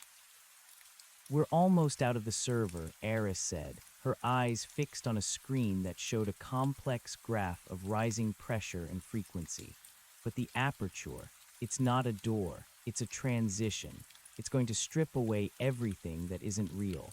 The clothes, the marks, the digital artifacts. Even some of our memories might not survive the translation. "Will we survive?" Sarah asked, her voice small. Garrus looked at her, and for the first time I saw a flicker of genuine fear in the scientist's eyes. I don't know. No one has ever gone this far. We're moving from software to hardware, from thought to matter. The harvester reached the summit of the tallest peak. In front of us was a massive, circular ring of pulsing white light, suspended in the center of a crater. It looked like a halo fallen from the sky, its edges vibrating with such intensity that the air around it was distorted into a shimmering haze. The aperture, the machine announced. Final destination. REACHED. Goodbye, users. The floor of the harvester began to tilt forward.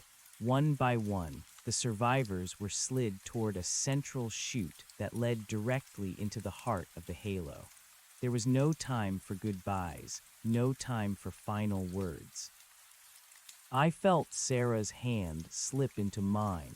Her grip was iron tight. "Don't let go," she said.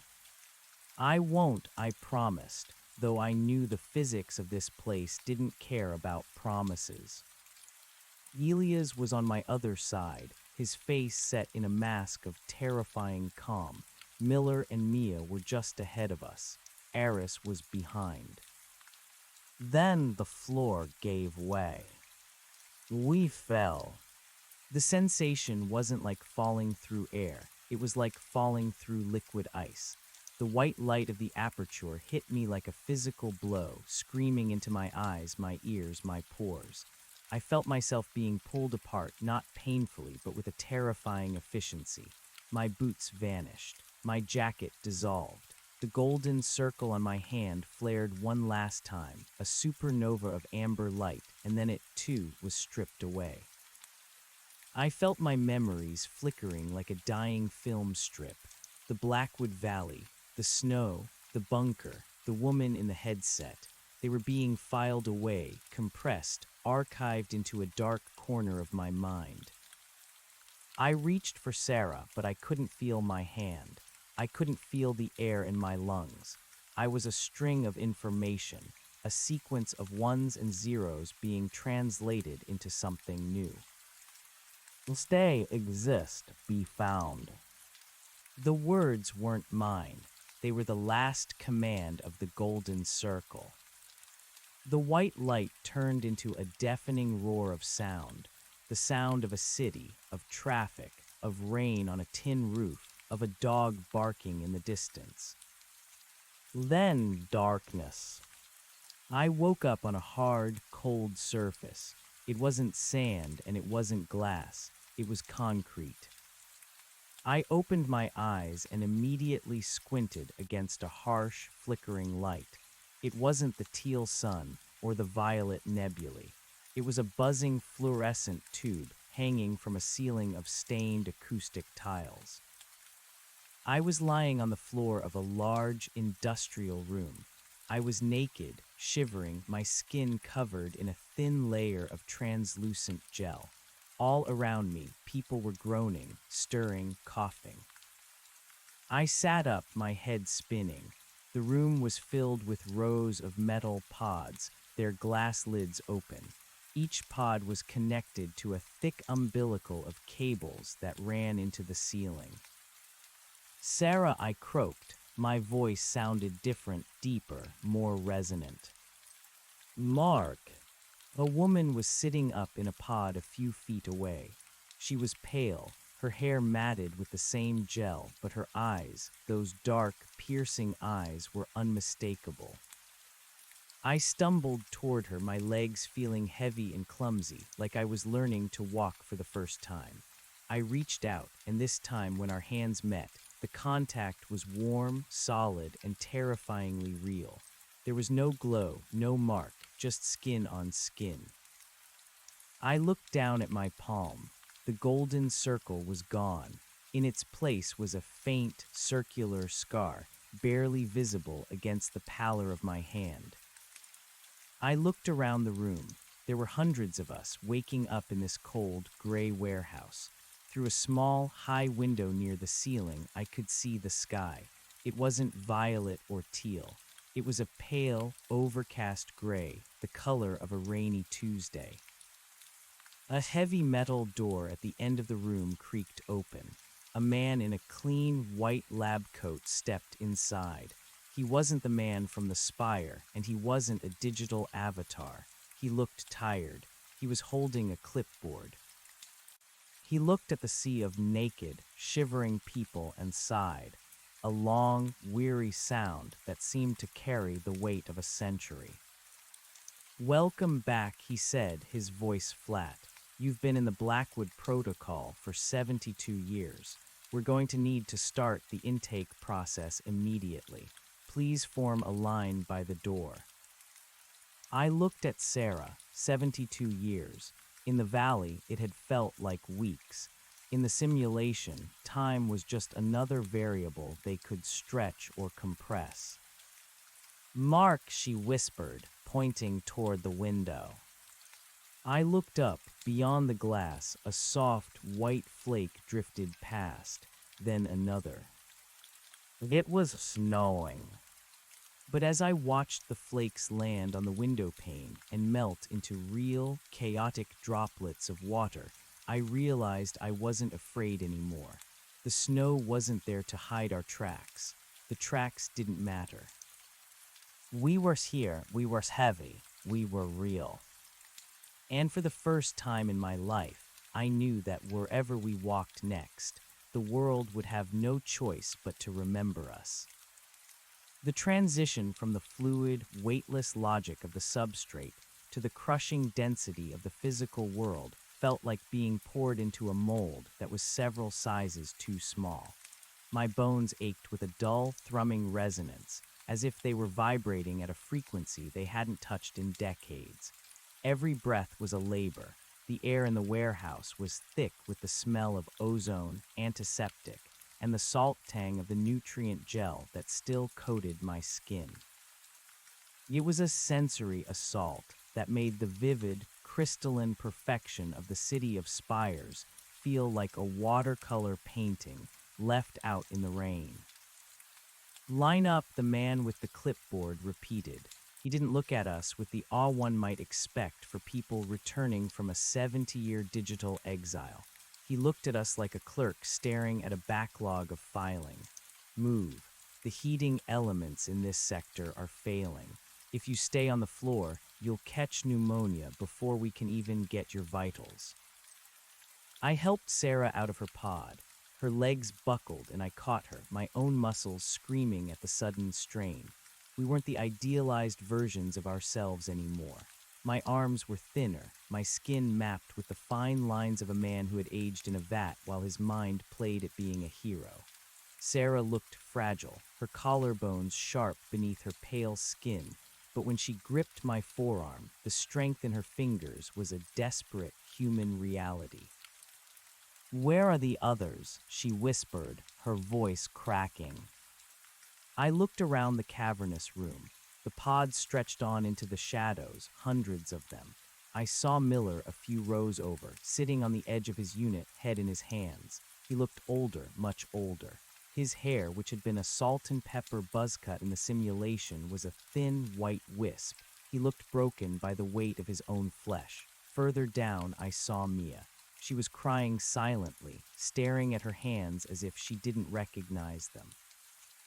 There was no sign of Dr. Eris. Her pod, located near the center of the bay, was open but empty. A trail of wet footprints led toward a different door, one marked with a red electronic seal.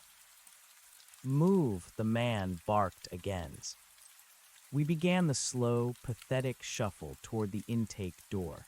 We were a procession of ghosts wrapped in skin. Some people were hysterical, laughing or screaming as the reality of their physical bodies hit them.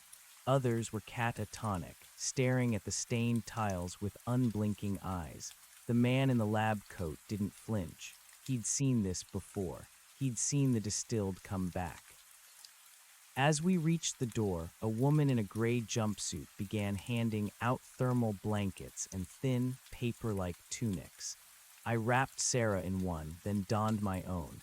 The fabric was scratchy and smelled of chemicals, but it was the most beautiful thing I had ever felt because it was there. It didn't flicker. It didn't change resolution when I looked away. Name, the man asked as I reached the front of the line. Mark, I hesitated. My last name felt like a piece of data that had been corrupted during the download. I searched the archives of my mind, pushing through the fog of the Blackwood Valley and the white noise of the substrate. Mark Thorne. He tapped a stylus against his tablet. Thorne Mark, Tier 4 architect. Entered the protocol in year 12 of the reconstruction. You've been under for 74 years, 3 months, and 12 days. Moved to Station 6 for decontamination. Wait, I said, my hand catching the edge of his clipboard. The others, the people who didn't make it to the beach, are they? The man looked at me then, and for a second the bureaucratic mask slipped. There was a profound, weary sadness in his eyes. The servers reached critical mass, Mr. Thorne. The deletion wasn't a choice, it was a structural collapse. We pulled back everyone we could catch in the net. If they weren't in the substrate when the aperture opened, they're gone. There is no trash bin for a consciousness. He pulled his clipboard away and gestured for the next person to step forward. Sarah was pushed along behind me. Station 6 was a narrow hallway lined with high-pressure nozzles that blasted us with a warm, stinging disinfectant. It stripped away the gel and the last lingering sensations of the simulation. When we emerged on the other side, we were ushered into a communal holding area. It was a room of concrete and glass, overlooking a courtyard that was being swallowed by the gray twilight. I found Miller sitting on a metal bench, staring out the window at the falling snow. It's real, he said, not looking at me. The snow. It's not a glitch, it's just weather. You okay, Miller? I asked, sitting beside him. I spent 30 years in the protocol thinking I was a soldier, he said, his voice a dry rasp. I thought I was protecting the perimeter. I thought I had a mission. Turns out I was just a glorified antivirus program running in a loop while my body rotted in a box. He held up his hand. It was shaking. I don't know what to do with this. I don't know how to be a person who doesn't have a gun and a wall to guard. We're alive, Sarah said, joining us. She had found a cup of lukewarm water somewhere and was sipping it like it was nectar. That has to be enough for now. Is it? Miller looked at her. Look at this place. Does this look like a world that's been reconstructed? It looks like a graveyard with better lighting. He was right. Beyond the courtyard, I could see the skeletal remains of a city. Massive skyscrapers stood like hollowed-out husks, their windows dark, their steel skeletons rusted. There were no lights on the horizon, no hum of a thriving civilization. Only the facility we were in seemed to have power, and even here, the lights flickered with a rhythmic instability. What happened out here? I asked aloud.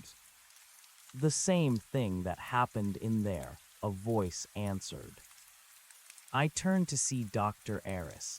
She was dressed in a clean jumpsuit, her hair pulled back.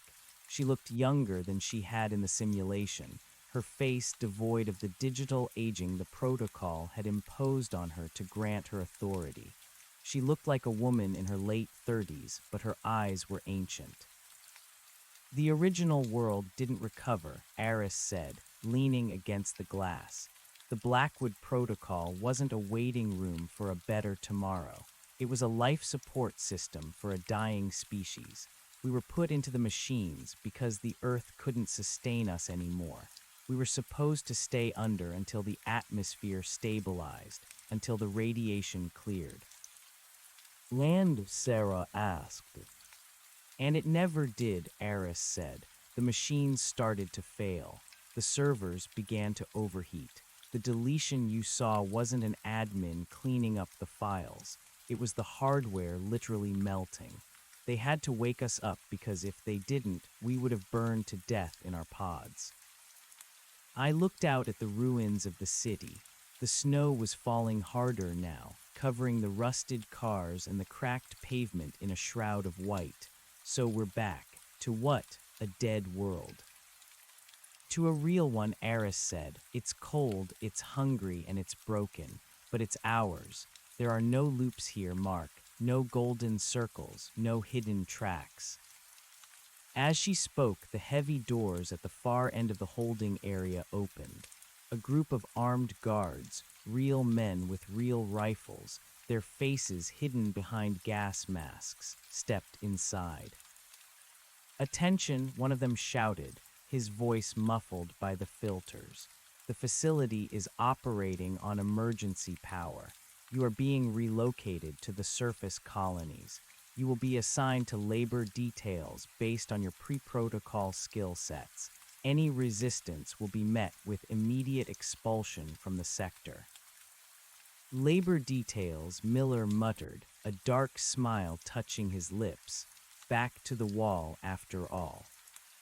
We were marched out of the holding area and toward a loading dock where a fleet of heavy, tracked vehicles waited. The air outside was freezing, a sharp, biting cold that lunged at my lungs. I pulled my thin tunic tighter, shivering violently. As I stepped onto the loading ramp of one of the transports, I paused. I looked back at the facility, a massive, windowless slab of concrete that housed the dreams of millions. It looked like a tomb. I looked down at the snow beneath my feet. My bare toes sank into the cold, wet slush. I moved my foot, leaving a clear, deep impression in the white powder, a footprint. It didn't vanish, it didn't flicker. It stayed there, a small, dark mark against the world. I felt a hand on my shoulder. It was Elia's. He looked exhausted, his face gaunt, but he was smiling. He looked at the footprint, then at me.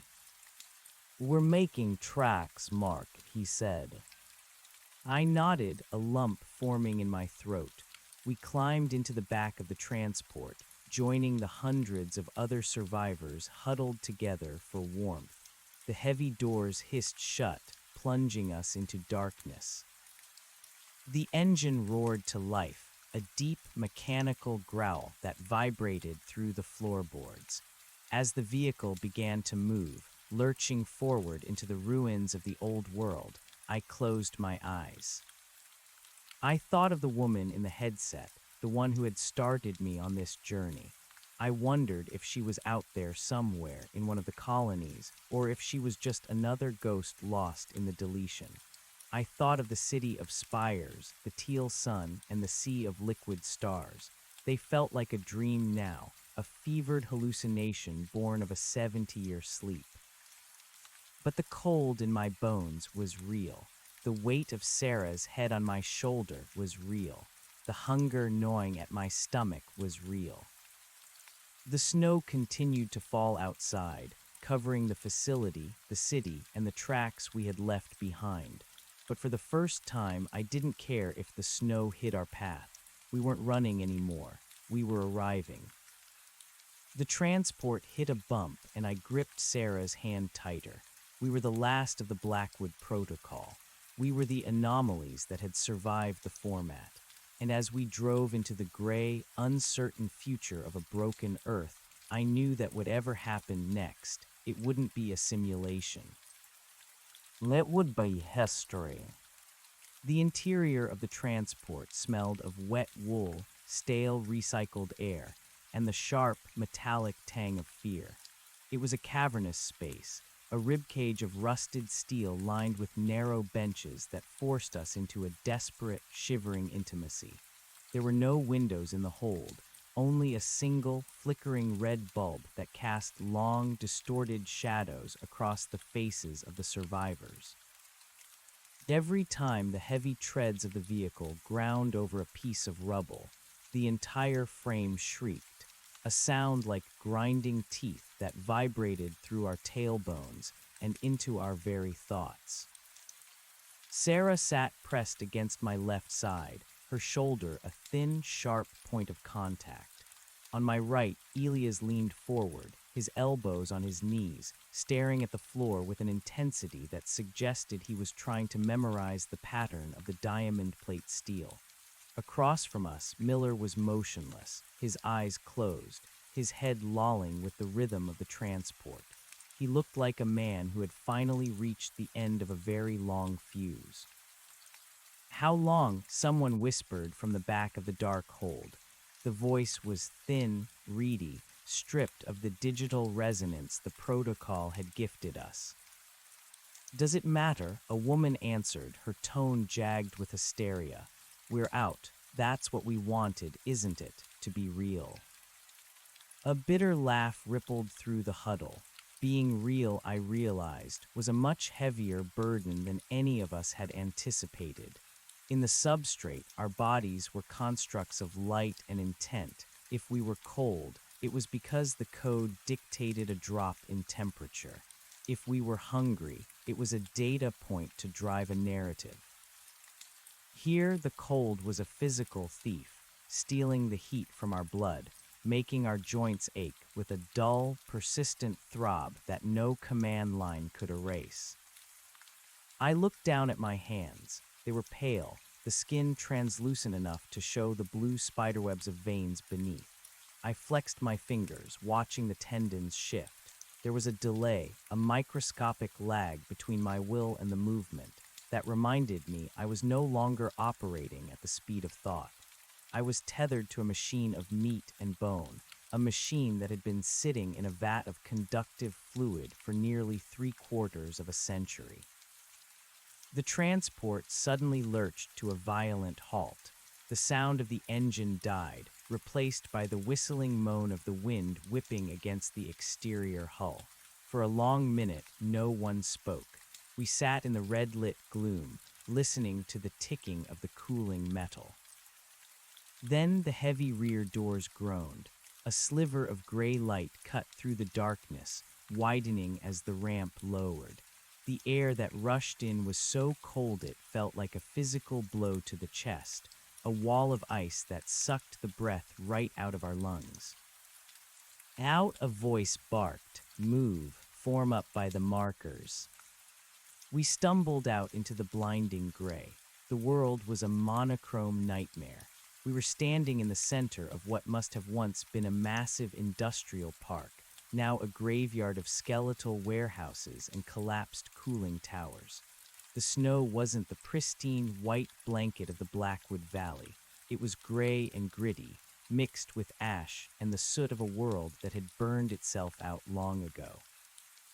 Above us, the sky was a bruised, low-hanging ceiling of clouds that moved with a terrifying velocity. There was no sun, only a diffused, sickly glow that provided just enough light to see the misery of our surroundings. Soldiers in thick, charcoal-colored parkas stood at intervals, their faces hidden behind the bug-like lenses of respirators. They held long, black batons that hummed with a low-frequency charge. They didn't look like protectors. They looked like shepherds moving a herd of unwanted livestock. "This is Sector 4, a loudspeaker announced, the sound echoing off the ruined walls. You have been repatriated to the physical plane under the Emergency Recovery Act. Your transition period is over. You are now assets of the Reconstruction Authority.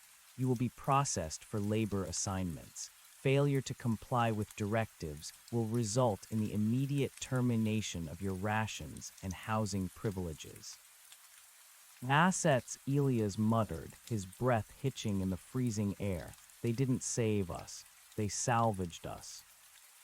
We were herded toward a long, low building that looked like a converted barracks. Inside, the air was marginally warmer, but it carried the heavy, oppressive scent of too many bodies in too small a space.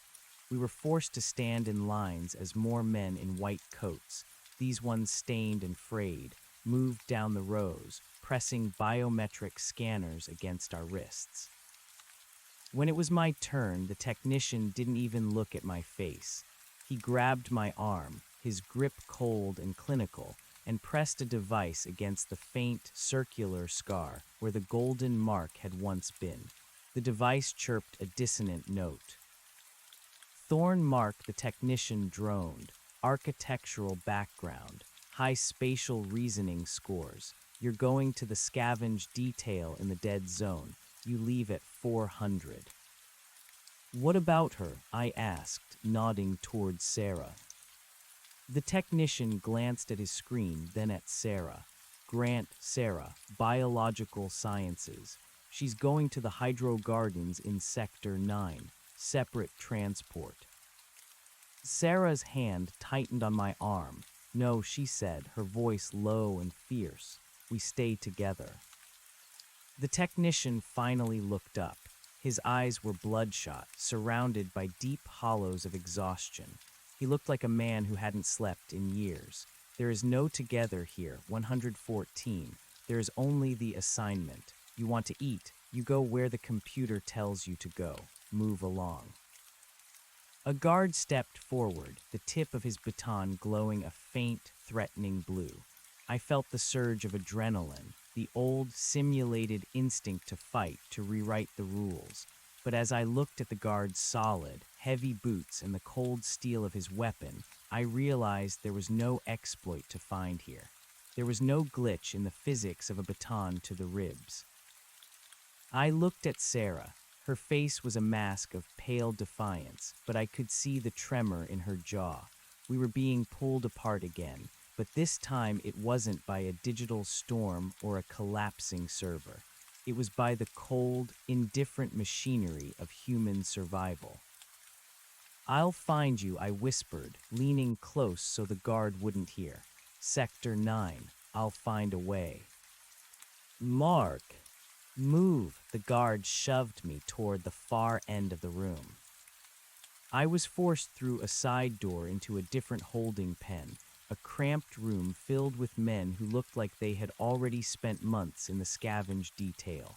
Their skin was etched with grime, their eyes sunken and haunted. They didn't look up when I entered. They just sat on their thin mats, staring at the walls. I found a corner and sank onto the cold floor. Through a high, barred vent near the ceiling, I could see the snow falling. It was thicker now, a relentless descent of gray flakes that seemed intent on burying everything that remained of the world. I thought about the harvester, the aperture, and the long, shimmering fall through the white light. We had fought so hard to escape the lie, to reach the truth of our existence. We had wanted to be real, and now, as the reality of the dead zone loomed before me, a life of digging through the ruins of a dead civilization for scraps of copper and plastic, I wondered if the lie hadn't been a mercy. But then I remembered the feeling of the snow melting on the window pane in the intake center. I remembered the weight of the footprint I had left in the slush. The substrate was a world of echoes, a place where nothing ever truly changed because nothing truly existed. It was a perfect, stagnant circle. This world, this broken, freezing, miserable world, was a straight line. It was moving towards something, even if that something was only the end. I looked at my palm. The scar was there, a dull white ring. It was a reminder that I had been somewhere else, that I had seen the blueprint of the universe and survived its collapse. Hey, a voice said from the shadows next to me. I turned. It was Miller. He had been assigned to the same detail. He looked even older in the dim light of the barracks, his skin sagging over his cheekbones. He reached into his tunic and pulled out a small, jagged piece of glass he must have picked up in the courtyard. He held it up to the light. It wasn't a digital artifact. It was just a shard of a broken window. But as the red light hit it, it fractured into a dozen different colors, a tiny, chaotic rainbow in the middle of the gloom. Look at that, Miller whispered, a strange, fragile wonder in his voice. It's not rendering, it's just happening. I watched the light dance in the glass. It was beautiful because it was accidental. In the simulation, every ray of light was calculated, every reflection programmed for maximum effect. Here, the light was messy. It was honest. "We're going to be okay, Miller," I said, though I didn't know if I believed it. "Maybe," he said, tucking the glass away, "but at least if we die out here, we'll stay dead. No more respawns, no more loops, just peace." I leaned my head against the concrete wall. My mind drifted back to the Blackwood Valley, to the first time I had seen the snow that hid our tracks. I realized then that the woman in the headset hadn't been trying to save us from the deletion. She had been trying to save us from the permanence of the end. She had wanted us to stay in the dream because she knew what was waiting on the other side of the alarm clock. But she was wrong. The dream was a prison. The snow in the valley was a shroud. Here, the snow was just snow. It was a challenge. It was something to be shoveled, something to be melted, something to be walked through.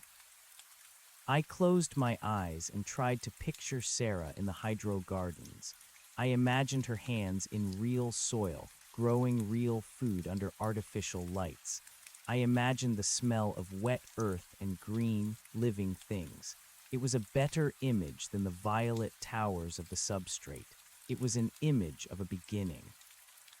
The floor of the barracks hummed as a heavy vehicle passed by outside. The world was moving. The clock was ticking. For 72 years, time had been a suggestion. Now it was a predator. I reached out and touched the cold floor, feeling the texture of the concrete, the grit of the dust, the reality of the space I occupied. I was Mark Thorne. I was a scavenger. I was a survivor. I wasn't a string of code. I wasn't a memory in a dying machine. I was a man standing in the snow, and for the first time in nearly a century, I was going to leave a trail that wouldn't disappear when the server refreshed. The 400 whistle blew, a sharp, piercing scream that tore through the silence of the barracks. The men around me began to rise, their movements slow and heavy. I stood up with them, my legs shaking but holding firm. We marched out into the gray dawn, toward the waiting trucks and the ruins of the world. The snow was still falling, a silent witness to our return. I stepped off the curb and into the drift, feeling the crunch of the ice beneath my boots. I didn't look back. I didn't need to see the tracks. I knew they were there.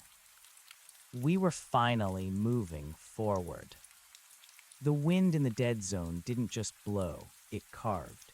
It was a physical presence, a wheezing giant that groaned through the hollowed-out ribcage of skyscrapers and whistled through the jagged teeth of broken glass.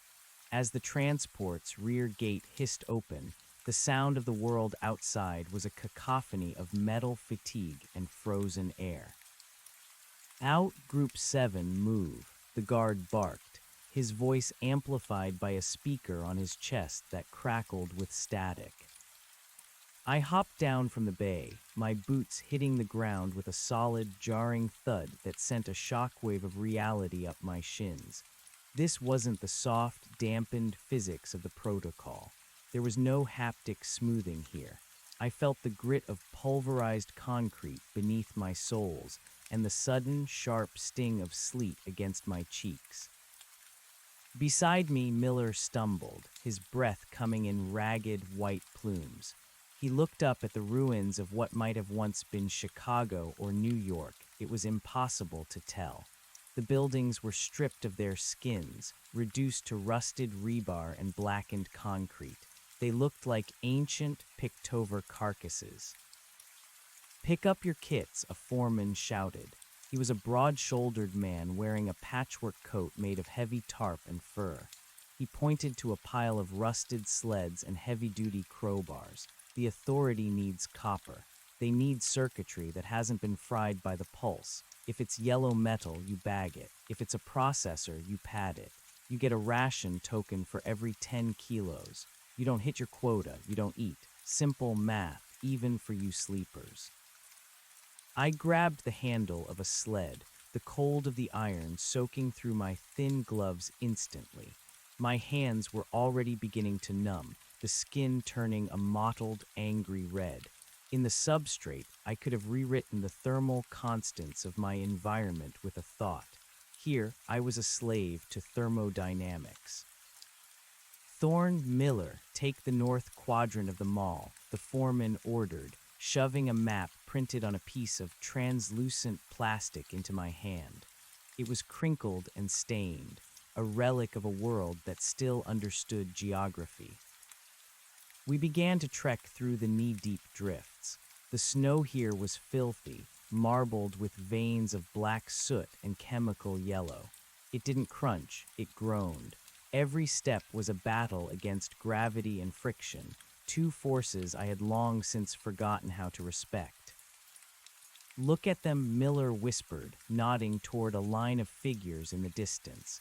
They were other scavengers, moving like ghosts through the skeletons of department stores. They moved with a practiced, joyless efficiency. "They've been out here a long time, Mark. Look at their eyes."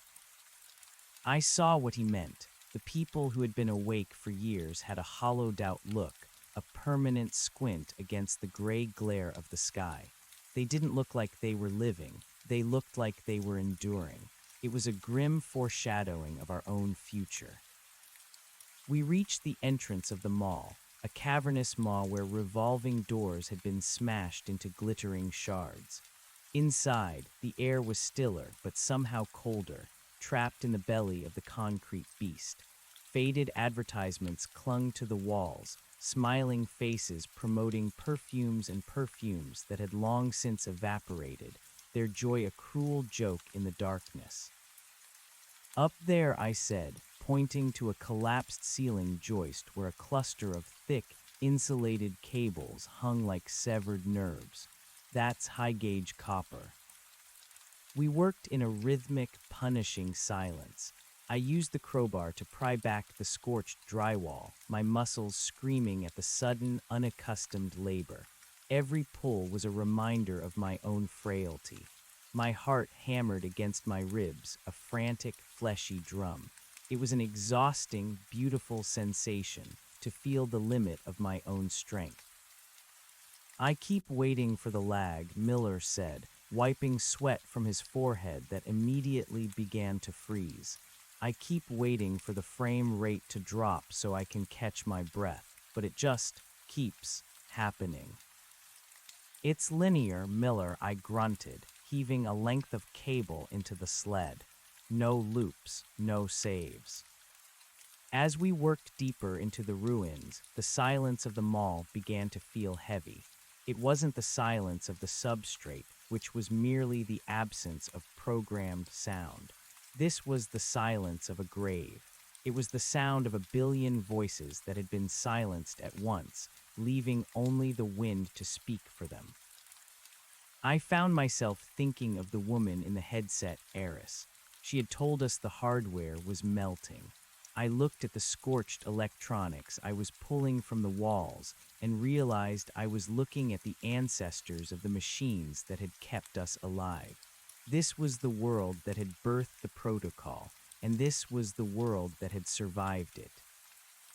Around noon, or what passed for it in the perpetual twilight, we found a small alcove that had once been a jewelry store. The glass cases were smashed, the gold and diamonds long gone, scavenged by those who had woken up before us. But in the corner, half buried under a fallen acoustic tile, I saw something glinting. I reached down and brushed away the dust. It was a small, silver locket. I clicked it open with a trembling thumb. Inside was a photograph, remarkably preserved by the dry, cold air. It showed a man and a woman standing in a park, surrounded by green trees and a sky so blue it looked fake. They were laughing. I stared at it for a long time. In the substrate, we had everything we wanted, but we had nothing that mattered. Everything was a copy of a copy, a digital recreation of a memory. This locket, this tiny piece of metal and paper, was a primary source. It was a physical tether to the people we used to be. Mark Miller called out from the hallway. We need to move. The wind is picking up. I tucked the locket into my tunic, feeling the cold metal settle against my chest. It felt like a weight, but a necessary one. As we hauled the heavy sled back toward the collection point, the snow began to fall with a new, frantic intensity. The gray sky turned a bruised purple, and the visibility dropped to a few meters. The blackwood snow had been a curtain meant to hide the edges of the world. This snow was a shroud meant to bury it. We reached the collection point just as the last of the trucks were idling. The foreman checked our sled, grunting as he saw the haul. He handed us 2 small, plastic chips, ration tokens. Get in the barracks, he said, his voice barely audible over the gale. The storm's a killer. If you're outside in 20 minutes, you're a statue. We huddled in the barracks, the same cramped, concrete room as before. The air was thick with the smell of wet clothes and the low murmur of exhausted men. I sat on my mat, my body trembling with a fatigue so deep it felt like it was in my marrow. I pulled out the locket and looked at the photo again. "What you got there?" a voice asked. I looked up. It was a man I hadn't noticed before, sitting a few feet away. He was older, his hair a matted gray mane, his skin leathered by the elements. He was wearing a scavenger's coat that looked like it had been repaired 1,000 times. "Just a relic," I said, closing the locket. The man nodded slowly. "You're a sleeper. I can tell by the way you look at things, like you're waiting for the textures to pop in."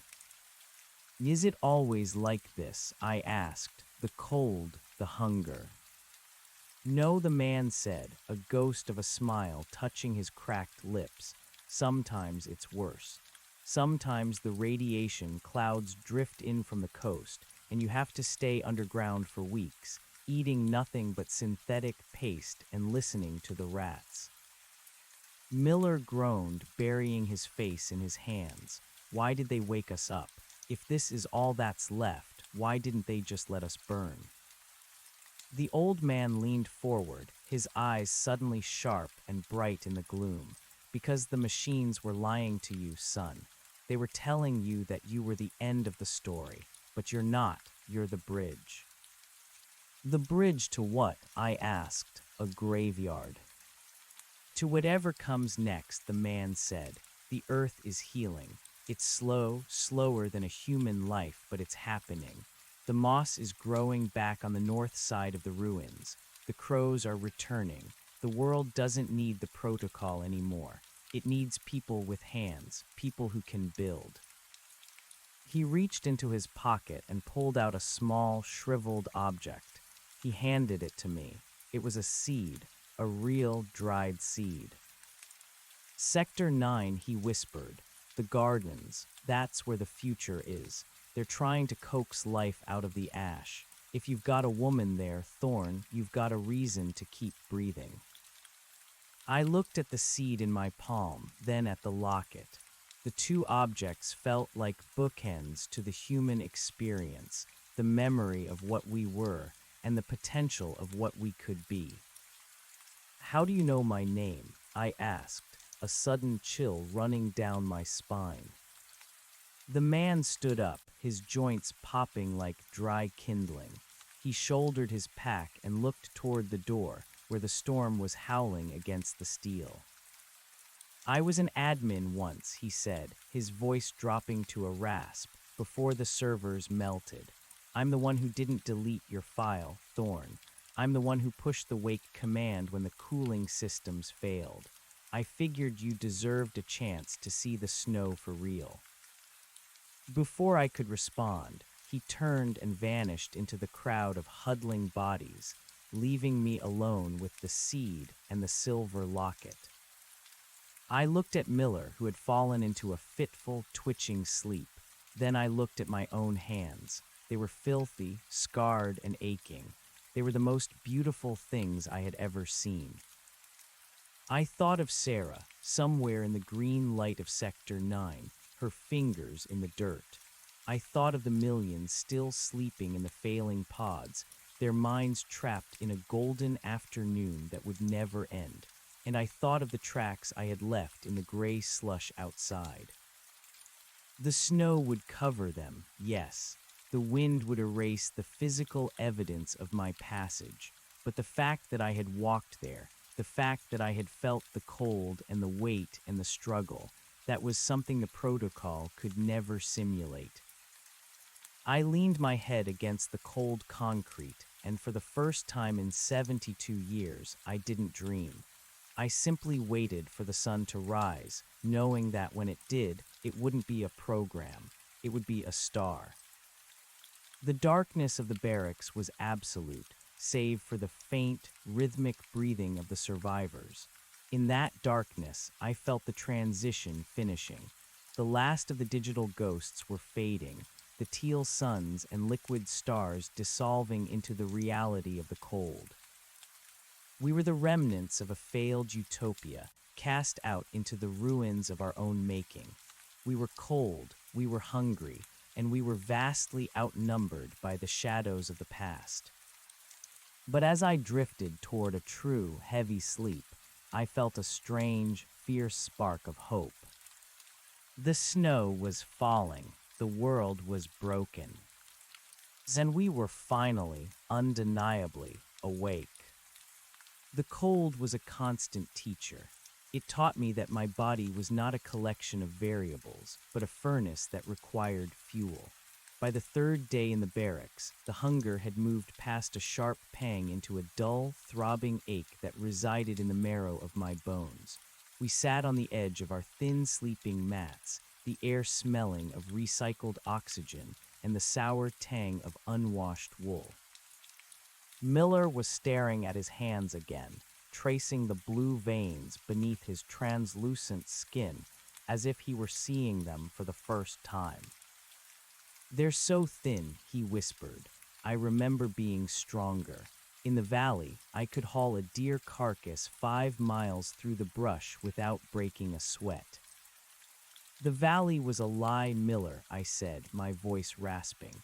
I cleared my throat, the dryness of the air stinging my lungs. The deer didn't have weight. The brush didn't have friction. Your muscles were just lines of code that said strength equals true. This is what 70 years of lying in a coffin does to a man. He looked at me, his eyes sunken and rimmed with red. How do we get it back? How do we become real again? I didn't have an answer. I just looked at the ration token in my palm, a small, serrated piece of recycled plastic. It represented 12 hours of backbreaking labor in the ruins. It represented a bowl of gray protein mash and a cup of lukewarm, metallic water. It was the only currency that mattered in the wake of the collapse. The whistle blew again, that jagged, electronic scream that signaled the start of the shift. We stood up, our joints popping in a synchronized chorus of decay. We marched back out into the yard, where the transport trucks were idling, their exhaust plumes rising like gray ghosts into the frozen sky. Today, the detail was different. We weren't scavenging for copper. We were clearing the arteries, the massive cooling pipes that ran beneath the city's crust, feeding the geothermal heart of the remaining habitations. The snow had drifted so high that the vents were choking, threatening to suffocate the very machines that kept the lights on. The foreman, the man with the tarp coat, shoved a heavy, serrated shovel into my hands. "Don't just move the powder," he grunted. "Chip the ice away from the grates. If the pressure builds, the whole sector goes dark. And if it goes dark, the heaters stop. You understand?" I understood. In the substrate, dark was a lighting effect. Here, it was a death sentence. We were dropped off at the edge of a massive plaza, what might have once been a park. Now, it was a white wasteland punctuated by the skeletal remains of iron fences. The wind whipped across the open space with a ferocity that made it hard to stand. I plunged the shovel into a drift, the impact jarring my shoulders. Underneath the fresh powder was a layer of black crystalline ice, the frozen runoff of a century of industrial sorrow. I worked until the sweat soaked through my inner layers, only to freeze the moment I paused. It was a brutal cycle of overheating and flash freezing. Beside me, Miller was struggling. His movements were jerky, his breath coming in short, panicked gasps. "Keep moving," I hissed at him. "If you stop, the core temperature drops. You can't let the cold settle."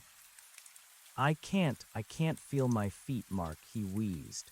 He leaned on his shovel, his head hanging low. "It's like they're not attached anymore, like the connection is dropping." "It's not a connection, it's your blood." I grabbed him by the shoulder and shook him, trying to shock him back into the present. "Look at me. Look at the snow. It's real. You're real. If you give up now, you're just another piece of trash for the sweepers." He looked up at me, and for a second, I saw the terror of the void in his eyes. He was grieving for the dream. He wanted the violet towers back. He wanted the safety of the simulation where death was just a reset button. "I want to go home," he whimpered. "There is no home," I said, and the cruelty of the words felt like a mercy. "There's only here. Dig, Miller. Dig like your life depends on it, because it does." We dug for hours. The sun, a pale, sickly coin, made its brief appearance behind the clouds and then began its rapid descent. As the shadows lengthened, the ruins took on a predatory geometry. The jagged edges of the buildings seemed to reach out, trying to snag the last of the light. Then I saw something. At the edge of the plaza, tucked into the lee of a collapsed library, there was a flash of color. It wasn't the dull gray of the concrete or the dirty white of the snow. It was green. I stopped, my shovel poised in midair. I blinked, expecting the image to glitch or dissolve into pixels, but it remained. It was a small, stubborn patch of moss clinging to a cracked stone plinth. It was vibrant, an impossible emerald against the desolation. I walked toward it, my boots crunching through the crust. I knelt down, the cold of the stone seeping through my trousers. I reached out a finger and touched it. It was soft, it was damp, it was living. In that moment, the weight of the last 72 years seemed to shift. The protocol had given us forests, oceans, and mountains, but they were all sterile. They were mathematical approximations of life. This moss, struggling to survive on a diet of soot and melting ice, had more soul than the entirety of the substrate. It was a testament to the sheer, stubborn persistence of the biological world. "Mark, what is it?" Miller had followed me, his shovel trailing in the snow. I pointed to the moss. "Look, the old man was right. It's coming back." Miller stared at the green patch for a long time. His breathing slowed. The panic in his eyes receded, replaced by a quiet, fragile wonder. He reached out and touched it too, his rough, scarred fingers trembling. It's warm," he whispered. It wasn't, of course. It was as cold as the stone it grew on. But I knew what he meant. It felt like a pulse. It felt like a promise. The sound of a heavy engine broke the moment. A different kind of vehicle was approaching, not the rusted transport trucks of the scavenger crews, but a sleek, armored crawler marked with the insignia of the authority. It hissed to a stop a few yards away, its headlights cutting through the twilight like twin sabers. A woman stepped out. She wasn't wearing the rags of a scavenger or the patchwork coat of a foreman. She wore a clean, insulated jumpsuit of dark blue and a visor that glowed with a soft amber light. She looked like a creature from another century, or perhaps a creature from the future we had been promised. She looked at us, her gaze lingering on our intake brands. Sleepers, she said, her voice filtered through a respirator. Which one of you is Thorn, Mark Thorn? My heart skipped a beat. I am. She checked a handheld device. You've been flagged. Your biometric signature matched a request from Sector 9. High priority transfer. Miller looked at me, his face a mask of confusion and envy. Sector 9, that's the gardens. That's where the food is. Sarah, I whispered. The name felt like a prayer. You have 5 minutes to gather your things, the woman said. The window for transport is narrow. The storm is coming back in. I looked at Miller. He looked small, broken, and utterly alone in the middle of the frozen plaza. If I left him here, he wouldn't last the week. He was a man built for the dream, and the reality was crushing him. What about him? I asked, pointing to Miller. The woman didn't even look at him. The request is for Thorn. We don't have the caloric budget for extra passengers. He stays with the detail. He's my partner, I said, my voice hardening. He's a specialist. He knows the old systems. It was a lie, but it was the only currency I had left to spend. He's a scavenger, she countered, and he looks like he's about to expire. We need workers, Thorn, not liabilities. I looked at the moss on the stone. I looked at the locket beneath my tunic. I thought about the woman in the headset who had tried to keep us in the dream. She had wanted to protect us from the choices we would have to make out here. She had wanted to save us from the weight of being human. I looked Miller in the eye. Give me your shovel. What? Give it to me. I took his shovel and jammed it into the ground next to mine, forming a cross in the snow. Then I looked at the woman in the armored crawler. I'm not going without him. You want me, you take the liability too. I'm a grade A technician. I know how to bridge the old thermal grids. You need that more than you need to save a few hundred calories. The woman was silent for a long time. The wind howled between us, kicking up a veil of fine, stinging ice. I could see my own reflection in her visor, a haggard, dirty man who looked like he had crawled out of a grave. You're an idiot, Thorn, she finally said. This world doesn't reward sentiment. Maybe not, I said, but it rewards leverage. And right now, I'm the only one who can fix the heaters in Sector 9 when the old relays fail. Take us both, or go back empty-handed. She huffed a sound of mechanical irritation. Fine, get in, both of you, but if he falls behind, he's out. We don't stop for anyone. Miller scrambled toward the crawler, his face lit up with a desperate, frantic joy. I paused for a second, looking back at the small patch of moss on the stone. It was already being covered by the drifting snow, its green light fading into the gray. I climbed into the back of the crawler. The interior was warm, actually warm. It smelled of ozone and filtered air. As the heavy door hissed shut, the sound of the wind was cut off, replaced by the low, powerful hum of the engine. We began to move. I watched through the small, reinforced porthole as the plaza receded. The two shovels stood like grave markers in the twilight, the only sign that we had ever been there. Mark, Miller whispered, huddled in the corner of the cushioned bench. Why did you do that? You could have been safe. You could have been there by now. We're leaving tracks, Miller, I said, leaning my head against the vibrating wall of the crawler. That's what we do now. We leave a trail, and you don't leave people behind on the trail. The crawler accelerated, its massive treads grinding over the ruins of the old world. We were heading deeper into the heart of the waste, toward the flickering lights of Sector 9, toward the green things, toward Sarah. I reached into my tunic and felt the silver locket. It was warm now, heated by my own skin. I closed my eyes, but I didn't see the substrate. I didn't see the Blackwood Valley or the Violet Towers.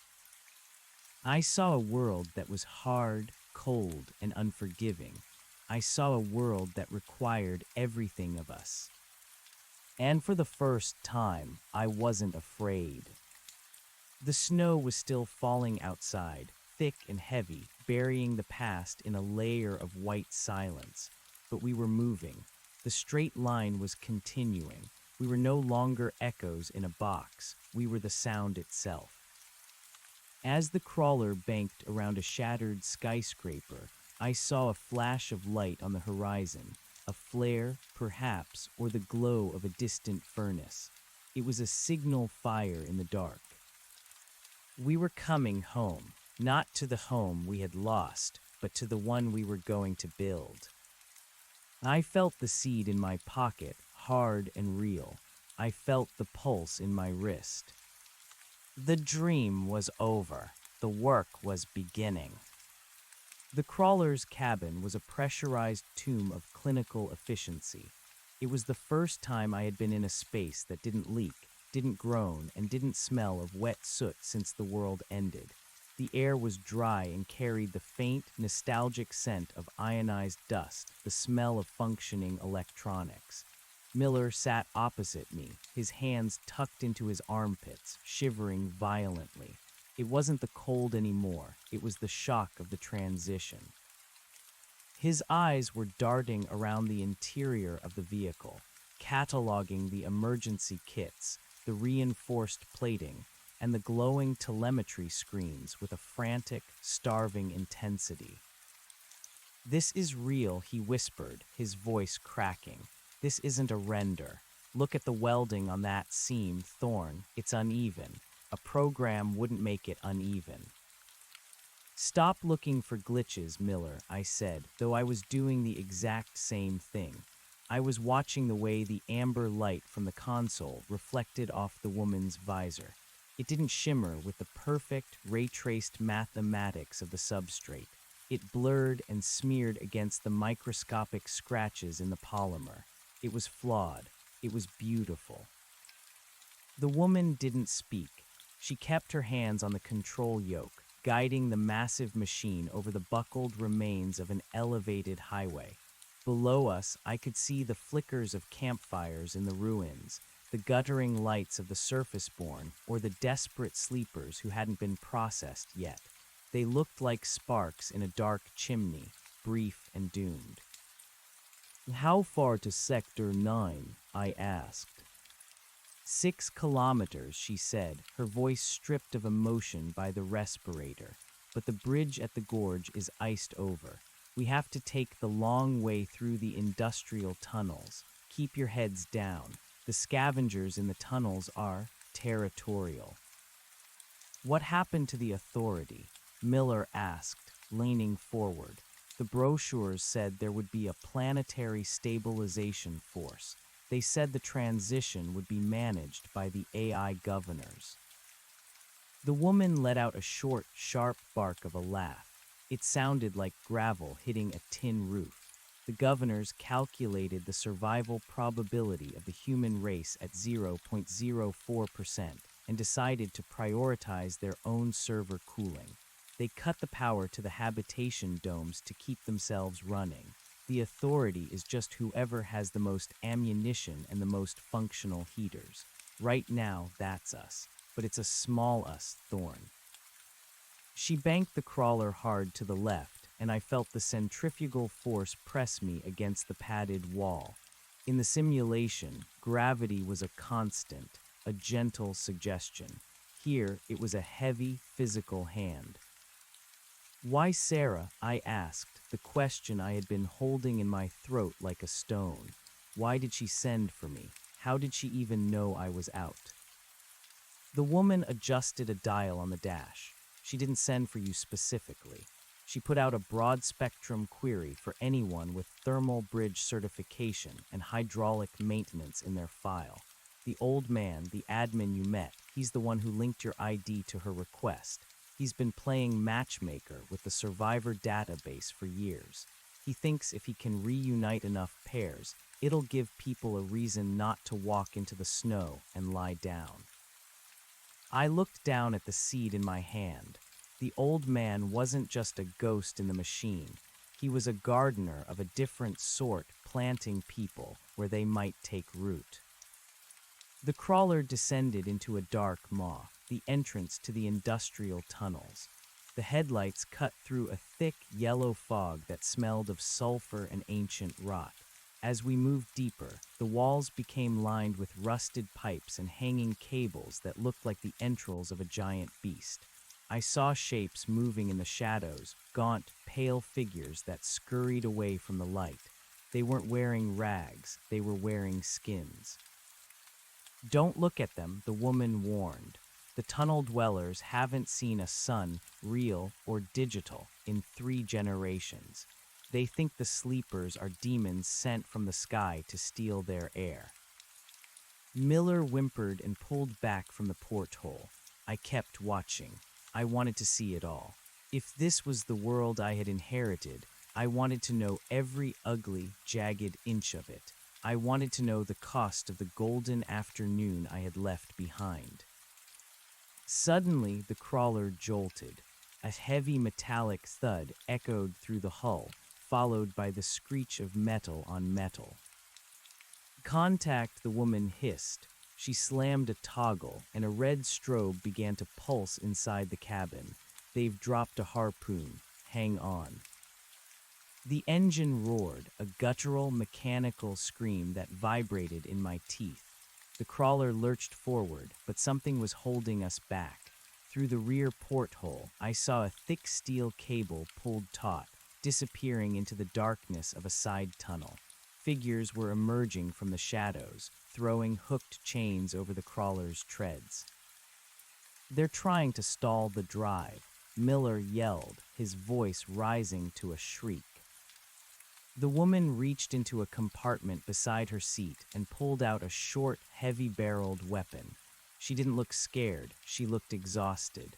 "Thorn, take the wheel. Keep the torque at maximum. If the RPM drops below 4,000, we're dead." "I don't know how to drive this," I shouted. "It's a joystick and a throttle, not a spaceship. Just keep it straight." She shoved me into the pilot's seat. The seat was warm from her body. I grabbed the controls, and the haptic feedback nearly broke my wrists. This wasn't the smooth, filtered input of a simulation. This was raw, unmediated power. I could feel every tooth of the gears grinding against the resistance of the cable. I jammed the throttle forward, my boots slipping on the metal floor. The woman cracked the top hatch. The sound of the tunnels flooded in a cacophony of rhythmic drumming, high-pitched whistling, and the wet, slapping sound of feet on stone. She fired. The muzzle flash was blinding, a strobe light of violence that illuminated the attackers for a fraction of a second. They were thin, their skin the color of fish bellies, their eyes huge and milky. They weren't humans anymore. They were a new species, evolved in the wreckage of our ambition. "Move it, Thorn," she screamed over the roar of the gun. I gritted my teeth, my muscles screaming. I didn't think about the physics. I didn't think about the morality of crushing whatever was on the other end of that cable. I thought about the seed. I thought about the locket. I thought about the woman in Sector 9 who was waiting for a man who knew how to fix things. I slammed the crawler into reverse for a split second, creating slack in the cable, and then rammed it back into forward gear. The sudden snap of tension was enough. There was a sound like a gunshot as the harpoon mount tore free from the tunnel wall, bringing a shower of concrete and dust down with it. The crawler leapt forward, the treads finally finding purchase on the slick floor. I didn't slow down. I drove through the fog, through the shadows, until the air began to clear and the tunnel sloped upward. The woman dropped back into the cabin and slammed the hatch shut. She was breathing hard, her jumpsuit splattered with black oil and something thicker. She looked at me, then at the controls, then back at me. "Not bad, sleeper," she panted. She took the wheel back, her movements steady again. I sat back on the floor, my heart hammering against my ribs like a trapped bird. My hands were shaking so hard I had to sit on them. "You okay?" Miller asked, reaching out a hand to steady me. I'm awake," I said. It was the only word that fit. The crawler broke out of the tunnel and back into the night, but the world had changed again. We were higher up now, on a ridge that overlooked a vast, sheltered basin, and there, in the center of the dark, was a miracle. Sector 9 wasn't a city. It was a scar of light in the middle of the ice. A series of massive, reinforced glass domes glowed with a soft, rhythmic amber light. They looked like lanterns dropped in the snow. Around them, the ruins had been cleared, replaced by neat rows of solar arrays and wind turbines that spun like silver coins in the moonlight. "The gardens," Miller whispered, his face pressed against the glass. It wasn't the infinite, perfect green of the substrate. It was a controlled, hard-won life. I could see the silhouettes of trees inside the domes, not the towering, impossible oaks of the simulation, but stunted, hardy pines and twisted fruit trees. The crawler slowed as we approached the perimeter fence. High-intensity floodlights swept over us, and a heavy steel gate began to grind open. As we passed through, I saw people. They weren't huddling in the shadows. They were working. They were carrying crates, welding plates, and checking gauges. They moved with a purpose that made my throat tighten. The crawler stopped in a loading bay. The hiss of the pressure seal breaking was the sweetest sound I had ever heard. The door opened, and the air hit me. It wasn't cold, it was cool, but it carried the heavy, intoxicating scent of damp earth, pine needles, and something sweet blossoms. I stepped out onto the concrete, my legs wobbling. Miller followed, stumbling and falling to his knees. He grabbed a handful of the dirt that had spilled from a nearby planter and began to cry, the mud streaking his face. "Thorn, Mark, Thorn." I turned. A woman was running across the bay. She was wearing a heavy work vest over a flannel shirt, her hair pulled back in a messy knot. She looked older than she had in the locket. There were lines around her eyes, and her hands were stained with grease and soil. She didn't look like a digital dream. She looked like a woman who had spent 10 years fighting for every breath. "Zara," I said.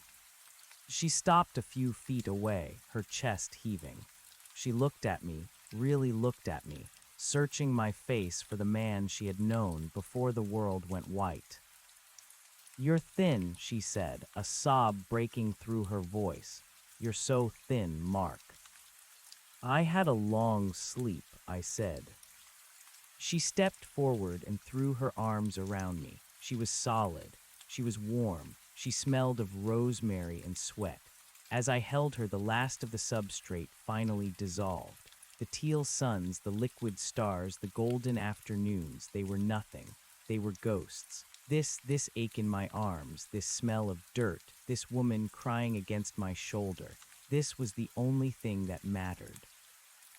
"I thought you were gone," she whispered into my neck. "When the servers started failing, I thought the protocol would just let you fade." "I had help," I said, looking back at the crawler, where the woman in the blue jumpsuit was already unloading crates. "And I brought a friend. He's a specialist." Sarah looked at Miller, who was still sitting on the floor, staring at a sprout of clover with the intensity of a saint. She smiled, a weary, beautiful expression. "We need specialists. We need everyone." She pulled back and looked at me, her eyes fierce. "It's not easy here, Mark. The soil is acidic. The water has to be distilled 3 times, and the storms. The storms are getting worse. We're barely holding on. I reached into my pocket and pulled out the seed the old man had given me.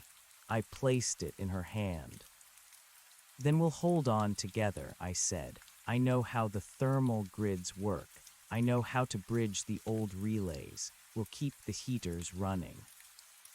She looked at the seed, then back at me. She took my hand, her palm rough and calloused against mine. The old man said you'd say that. He said you were a builder. She led us out of the loading bay and into the main dome. The transition was staggering. Above us, the glass was frosted with ice, but inside, the air was a vibrant, living hum. There were rows of hydroponic tanks, tiered gardens built into the ruins of old apartment blocks, and a small, bubbling stream that wound through the center of the complex. It was a cathedral of survival. This is it, Sarah said, gesturing to the green world around us. This is the bridge. We're trying to keep enough life alive here so that when the atmosphere finally clears, whenever that is, there's something left to plant. How long? Miller asked, standing up and wiping his face. 50 years, 100, maybe more, Sarah said. We won't see the end of it, but our children might, or their children. Children, the word hit me with the force of a physical blow. In the substrate, children were just smaller avatars, programmed with a limited set of behaviors. Here, they were the future. They were the only way the story continued. I looked up at the frosted glass. Beyond it, the snow was still falling, hiding the tracks of the old world. It was a cold, silent grave out there. But in here, in the amber light and the scent of rosemary, there was a pulse. I took a deep breath, the oxygen rich and heavy in my lungs. It tasted like work. It tasted like struggle. It tasted like truth. Show me the relays, I said. Sarah smiled and tightened her grip on my hand. In the morning, Mark. Tonight you eat. Tonight you sleep without the machines. As she led us toward a small cluster of prefab cabins, I looked back at the entrance. The crawler was gone, back out into the night to find more ghosts, more fragments of a broken dream. I thought of the millions still trapped in the pods, their minds wandering through the beautiful, empty hallways of the protocol. I wished I could wake them all. I wished I could show them the moss on the stone and the dirt under Miller's fingernails. But for now, it was enough that we were here. It was enough that the tracks had led somewhere. We entered the cabin. It was small, cramped, and lit by a single flickering lead. There was a pot of soup on a small stove, and the sound of the wind was a distant, harmless hum. I sat down at the wooden table, my body aching in a way that felt earned. I looked at Sarah, who was ladling out bowls of thick, brown broth. She looked real. She looked tired. She looked perfect. The snow would continue to fall. The world would continue to freeze. But beneath the ice, the seeds were waiting. And above it, we were finally, undeniably human. I picked up my spoon. The metal was cold, then warm. I took a bite. It was salty, bitter, and the best thing I had ever tasted. I was Mark Thorne, I was a builder, and I was home. The soup was thin, tasting mostly of reconstituted minerals and a sharp, metallic tang of hydroponic kale, but it was hot. That heat felt like a miracle. It didn't just warm my throat. It seemed to reach into the hollowed-out spaces of my chest where the substrate's artificial sun had once sat, replacing that hollow perfection with a heavy, grounding reality. Miller sat across from us, his bowl held in both hands as if it were a holy relic. He wasn't eating yet. He was just watching the steam rise, his eyes tracking the chaotic, swirling patterns of the vapor. In the simulation, steam always rose in predictable, algorithmic curls. Here, the draft from the cabin's recycled air vent caught it, tearing it into jagged, unpredictable shreds. He looked up at me, a stray tear carving a clean path through the grime on his cheek. "It's beautiful, isn't it?" he whispered, "the way it breaks." "Eat Miller," I said gently. "We have a lot of work tomorrow." Sarah sat beside me, her shoulder pressing against mine. The contact was electric. In the pods, touch was a sophisticated calculation of pressure and resistance, a trick of the nerves. But Sarah's warmth was irregular. I could feel the slight tremor in her muscles from a day of hauling equipment, the roughness of her canvas sleeve, the way her breathing hitched when she looked at me. "The old man told me you were stubborn," she said, her voice low. "He said you were one of the few who kept trying to fix the simulation instead of just living in it. He said you were obsessed with the plumbing of the virtual world." "I just wanted to know how the floor stayed under my feet," I replied. I looked at her, really looking at the gray strands in her hair that hadn't been there in the Lockett's photo. "How did you get out, Sarah? You were in the first wave of sleepers. You were supposed to be under for the full century." She set her spoon down, her expression darkening. "I was, but the Sector 9 node suffered a catastrophic cooling failure 4 years ago. The Authority, or what was left of it, had to choose. They could let 2,000 sleepers cook in their pods, or they could vent the coolant and force a manual wake-up. They woke us, but they didn't have the resources to keep us fed. They told us we could either head into the wastes or stay and build the life support systems ourselves. Most headed for the wastes. They couldn't handle the gray. They wanted their golden afternoons back." She reached out and took my hand, her thumb tracing the line of my knuckles. The ones who stayed were the ones who realized that a cold truth is better than a warm lie. We scavenged the server heat sinks to build the greenhouse heaters. We turned the processors into radiators. We literally tore down the heaven we were promised to build a porch in hell. "And the others?" I asked, thinking of the vast, silent warehouses of pods I'd seen in my final moments of the dream, the ones still under. "The power is failing everywhere, Mark. The substrate is cannibalizing itself. Every time a sector goes dark, the remaining ones have to work harder to maintain the illusion. It's a death spiral. That's why the old man is doing what he's doing. He's trying to bridge the gap before the lights go out for good. He's sending the builders here, the doctors to Sector 4, the engineers to the coast." A heavy thud echoed from outside, the sound of a massive weight of snow sliding off the dome's reinforced roof. The cabin shuddered, and for a second my heart leapt into my throat, expecting a glitch, a screen tear, a reset. But the walls held. The LED flickered but stayed lit. "We're the last contingency," Sarah said. "The snow protocol wasn't just a wake-up call. It was a surrender. The machines gave up on us. Now we have to see if we can live without them." After we ate, Sarah showed Miller to a small bunk in the adjacent unit. He went submissively, still clutching a small stone he'd picked up from the loading bay floor. He was a man who had spent his life dreaming of equations. The sheer tactile weight of a rock was enough to keep him occupied for hours. When she returned, the cabin felt smaller, more intimate. The smell of the soup had faded, replaced by the scent of ozone and the faint, earthy musk of the greenhouses. I stood by the small, thick-paned window, looking out at the dome.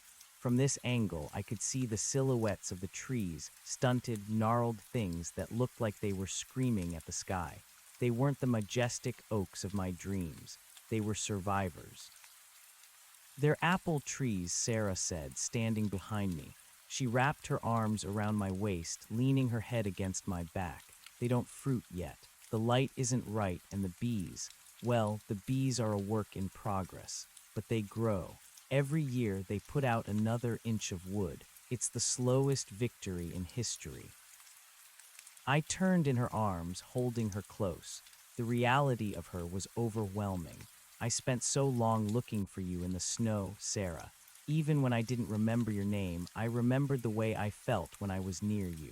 The simulation tried to give me substitutes. It tried to give me perfect versions of this, but they were empty. They didn't have this weight. She looked up at me, her eyes wet. It's going to be hard, Mark. Tomorrow I have to show you the primary heat exchangers. They're clogging with calcium from the recycled water. If we don't clear them, the North Dome freezes by Tuesday. And the scavengers, they know we have food. They watch the gates. I know, I said. I thought of the pale, sightless things in the tunnels. I thought of the woman in the blue jumpsuit and the way she fired her weapon without blinking. I saw them. We're not the authority, she whispered. We're just the people who refuse to die. Is that enough?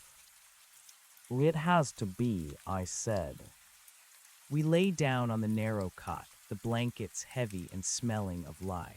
For the first time in years, there was no hum of a pod, no flicker of a neural interface. There was only the sound of her heart against mine and the distant, rhythmic groan of the dome resisting the wind. I didn't fall asleep immediately.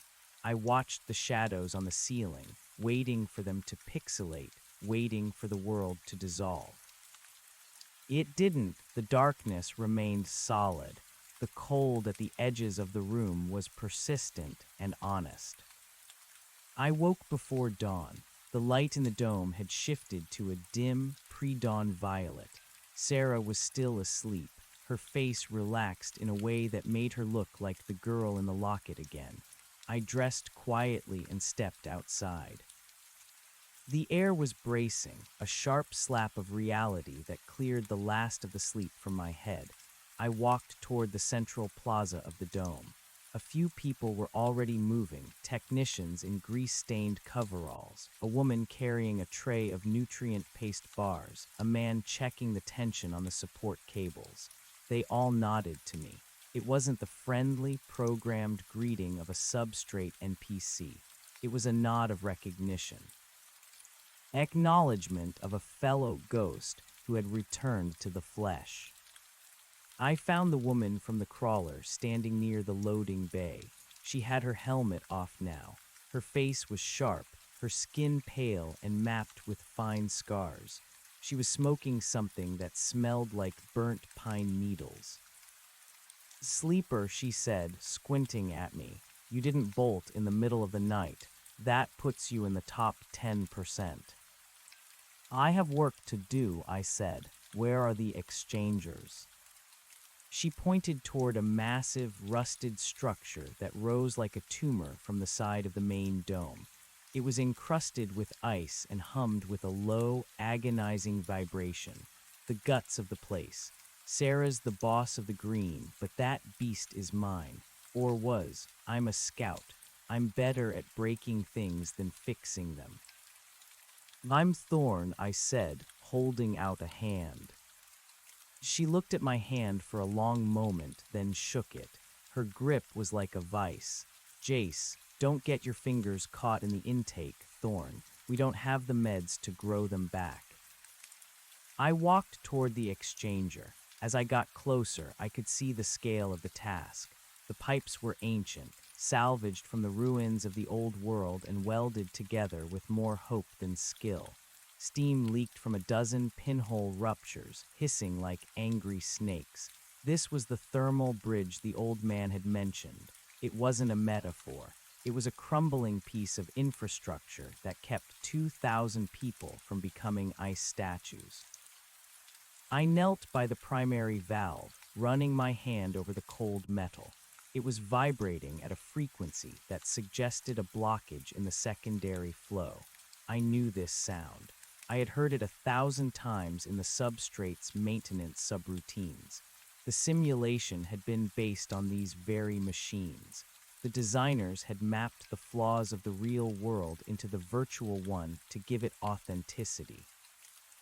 I reached into my pocket and pulled out the small multi-tool Jace had left on the crawler's bench. I began to unscrew the casing. Neither hand. I looked up. Miller was standing there, looking remarkably better. He had washed his face, and someone had given him a pair of oversized boots. He was looking at the machinery with a familiar glint in his eyes. The resonance is off, Miller said, pointing to a vibrating pressure gauge. If the frequency is 60 hertz, the oscillation in the fluid should be linear, but it's staggering. There's a physical obstruction, probably a lime deposit, creating a vortex at the junction. I smiled. Can you calculate the pressure drop if we bypass the third manifold? Miller's face lit up. For the first time, he didn't look like a victim of the apocalypse. He looked like a mathematician. Give me a piece of chalk and a flat surface, and I'll give you the exact vector. We worked through the morning. It was grueling, dirty work. My hands were soon covered in black sludge, and my back ached from crouching in the cramped crawl spaces beneath the pipes. But every time I turned a wrench, every time a bolt gave way with a satisfying crack, I felt a surge of adrenaline. This was cause and effect. This was action and consequence. By noon, Sarah found us. She was carrying 2 mugs of recycled tea. She stopped, watching us, me and Miller, 2 men who had been digital ghosts 24 hours ago, now covered in the filth of the real world, arguing about fluid dynamics. I see you found your way, she said, handing me a mug. The third manifold was a mess, I said, wiping sweat from my forehead with a greasy sleeve. But Miller figured out the bypass.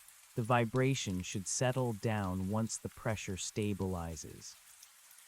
She looked at Miller, who was busy scribbling equations on a rusted bulkhead with a piece of scrap metal. He's a genius, she whispered. He just needed something real to think about, I said. I took a sip of the tea. It was bitter and weak, but it was warm. I looked around the dome. The sun, the real sun, a pale, watery disk behind the thick clouds, was at its zenith. It didn't provide much light, and it provided no heat, but it was there. It was a reminder that the universe hadn't ended. It had just moved on without us. We're going to need more parts, I said, looking at the patchwork repairs. The seals on the primary pump are going to fail within a month, and the solar arrays, they're only operating at 40% efficiency because of the frost buildup. Sarah nodded. Jace is planning a run to the old airport substation. There's a cache of industrial lubricants and seals there, but it's deep in the white zone. The storms there can strip the paint off a crawler in minutes. I'm going with her, I said. Sarah started to protest, but I held up a hand. I know the schematics of those substations. I spent 3 years maintaining them in the substrate. I know where the emergency bypasses are hidden. I can get us in and out faster than anyone else. She looked at me for a long time, her eyes searching mine. She saw the determination there, the need to be more than just a survivor. I needed to be a provider. I needed to earn this life. Fine, she said softly, but you come back. Do you hear me, Mark Thorne? I didn't wait 10 years for you to go out and freeze in an airport parking lot. I'm done with freezing, I said. That evening, the dome felt different. The air was warmer, the hum of the machinery steadier. In the communal dining area, people were talking with more energy. The news of the sleeper engineer and the math man had spread. We weren't just more mouths to feed. We were assets. We were hope. I sat with Sarah on a bench near the apple trees. The ground was hard, but a few patches of moss had managed to take hold near the heat vents. I reached down and touched the moss. It was soft, resilient, and vibrantly green. The old man, I said, what happens to him when the power finally goes? Sarah looked up at the frosted glass. He stays. He told me once that he's the captain of a sinking ship. He has to stay until the last soul is offloaded. He's been merging his consciousness with the substrate's core for years. He's more code than man now. When the servers die, he'll die with them. I thought of the man in the tweed jacket, sitting in his library of digital ghosts, watching the stars go out one by one. He had given us the world, and then he had given us the truth. I didn't know which was the greater gift. He gave me this, I said, pulling the locket from my pocket. I opened it, the small mechanical hinge clicking in the quiet. Sarah looked at the photo. I remember when we took that. It was at the lake. The air was so clear you could see the mountains 50 miles away.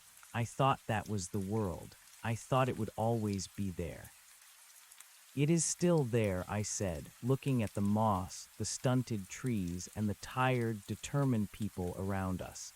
It's just smaller, and it's harder to see, but it's here. I closed the locket and handed it to her. Keep it. I don't need a picture to remember you anymore. She took it, her fingers brushing mine. We sat there in the amber light, two fragments of a broken civilization, watching the snow fall outside the glass. It was a cold, indifferent universe, but for the first time in my life, I wasn't afraid of it. The snow had hidden our tracks, but it hadn't erased us. We were the sound in the box. We were the pulse in the dark. And as long as we kept the heaters running, as long as we kept the seeds in the dirt, the story wasn't over. The work was beginning, and for a builder, that was the only heaven that mattered. The wind howled against the reinforced glass of the North Dome, a sound like 1,000 flutes played by a madman. It was a reminder that we were guests here, tolerated only as long as our engineering could hold back the weight of a dying atmosphere. I stood in the staging area, checking the seals on my thermal suit. It was a heavy, cumbersome thing, patched with industrial adhesive and smelling of stale sweat, but it was the only thing standing between me and a flash freeze that would turn my blood to crystals in seconds. Jace was already by the crawler, checking the tension on the treads. She looked up as I approached, her eyes narrowed against the glare of the sodium lamps. She didn't say good morning. In this world, mornings were just a measurement of how much fuel we had left. "You ready, sleeper?" she asked, her voice muffled by her respirator. "The sensors say the storm is peaking, but the pressure is dropping. If we don't move now, the drifts will be too high for the plow."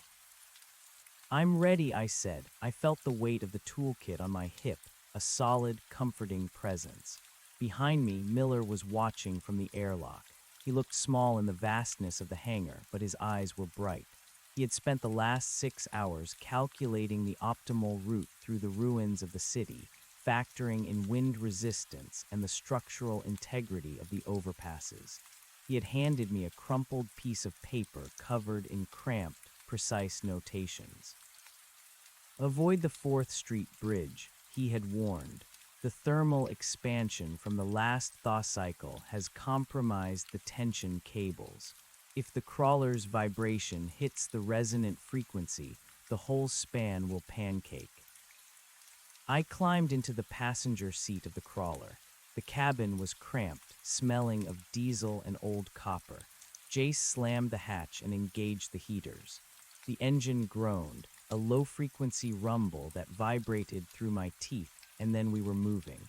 The airlock cycled with a series of heavy thuds, the inner door's sealing shut before the outer ones ground open.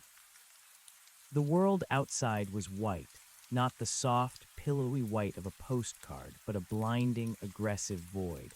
The snow didn't fall. It screamed across the landscape in horizontal sheets, scouring the rusted skeletons of skyscrapers.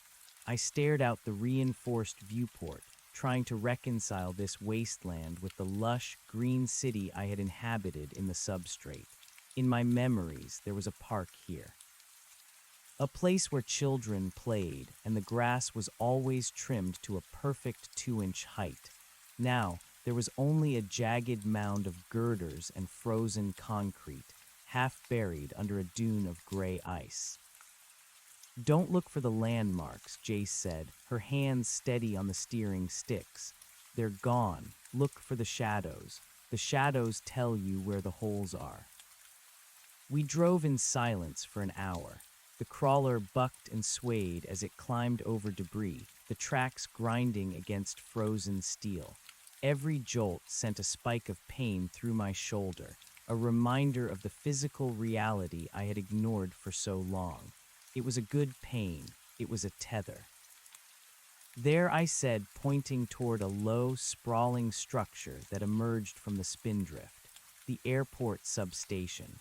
The main entrance will be blocked, but the service tunnel on the north side is shielded by the terminal overhang.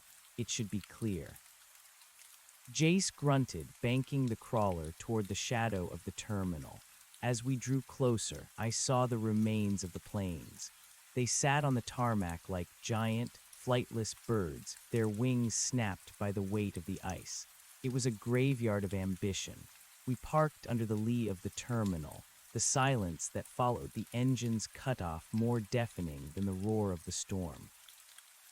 10 minutes, Jace said, checking her sidearm.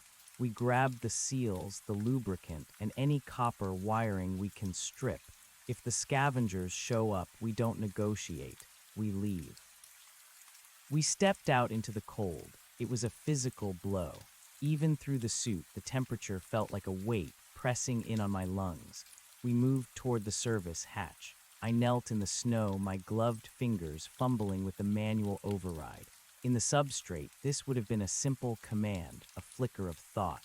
Here, I had to scrape away the ice with a crowbar, my breath hitching in the respirator as I strained against the frozen mechanism. With a groan of protesting metal, the hatch swung inward.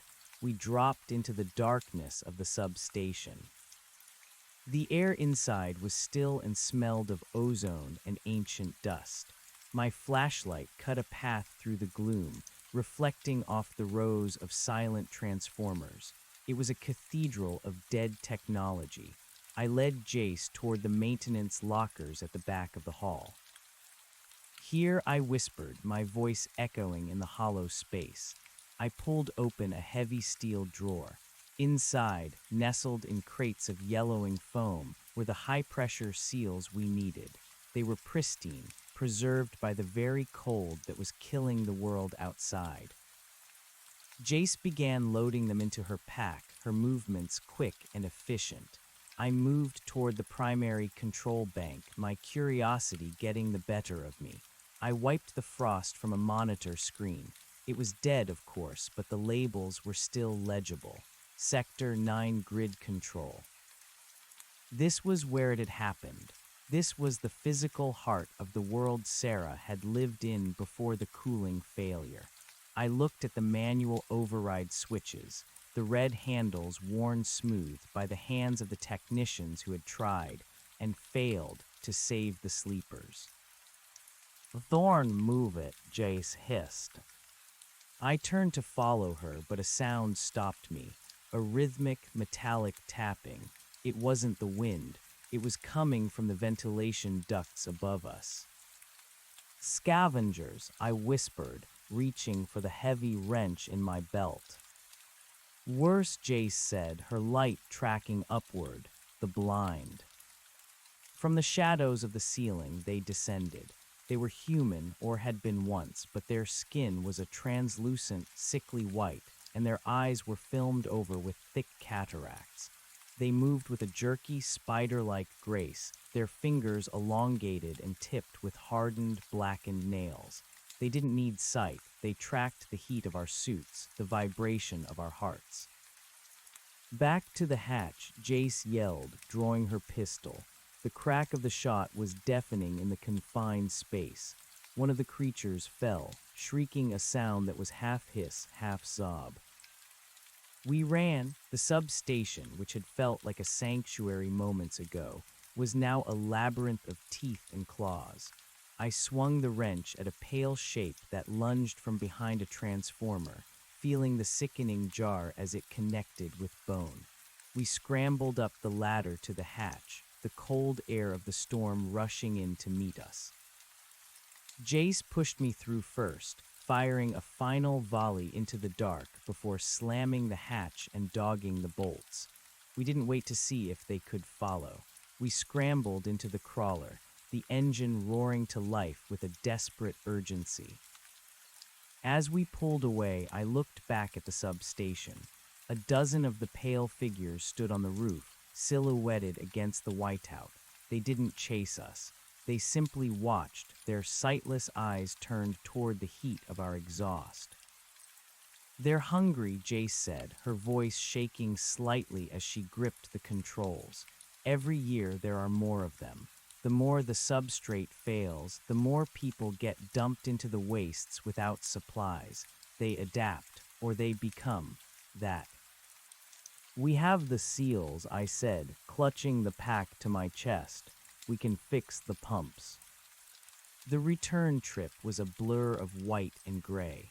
When we finally breached the airlock of the North Dome, the transition felt like a miracle.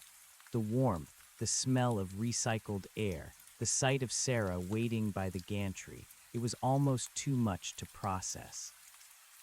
I climbed out of the crawler, my legs trembling. Sarah was there before I could even get my helmet off. She didn't say anything. She just wrapped her arms around my bulked-out suit, pressing her forehead against the faceplate. "We got them," I rasped, my voice cracking. The next 48 hours were a fever dream of labor. Miller, Sarah, and I lived in the crawl spaces beneath the dome, working by the light of flickering headlamps. We replaced the cracked seals, flushed the calcium deposits from the heat exchangers, and recalibrated the flow sensors. It was a symphony of grit and grease. At one point, as I was tightening a bolt on the primary intake, I looked over at Miller. He was covered in soot, his hands stained black, but he was humming a complex melody. "You okay, Miller?" I asked. He looked up, a wide, genuine grin breaking across his face. "The flow is laminar, Mark. The turbulence has vanished. The math, it's beautiful when it works in 3 dimensions." By the third night, the vibration in the floor had changed. The low, agonizing groan of the machinery had been replaced by a steady, confident thrum. The temperature in the living quarters rose by 5 degrees. It wasn't much, but it was the difference between shivering and breathing. I found Sarah in the greenhouse. She was standing by the apple trees, a small misting bottle in her hand. The air here was humid and smelled of wet earth. "Look," she said, pointing to a branch on the smallest tree. I leaned in. There, nestled against the gray bark, was a tiny, stubborn bud of green. It was microscopic, a mere suggestion of life, but it was there. "The heat stabilized," she whispered. "The roots felt it." I stood behind her, pulling her back against me. We looked out through the dome at the storm, which was finally beginning to break. The clouds were thinning, revealing a sliver of a cold, distant moon. "The old man was wrong about one thing," I said. "He thought the world was ending. He thought the only way to save us was to put us in a box." "And?" Sarah asked, turning in my arms. "The world isn't ending," I said, looking at the green bud, then at the flickering lights of the dome, and finally into her eyes. "It's just changing, and we're the ones who get to decide what comes next." The substrate was a masterpiece of memory, a perfect loop of what we used to be. But the dome, with its rust, its lakes, its bitter tea, and its fragile, budding trees, was something better. It was a beginning. I thought of the snow outside, covering the tracks of the old world, burying the mistakes and the monuments of 1 billion people. Let it. Beneath that snow, the seeds were waiting.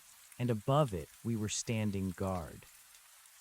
I took Sarah's hand, her skin rough and real against mine. Tomorrow we would fix the solar arrays. The day after we would start work on the water filtration system. There would always be something to fix, something to build, something to protect. I was Mark Thorne, I was a builder, and for the first time in 100 years, the sun was coming up on a world that was mine.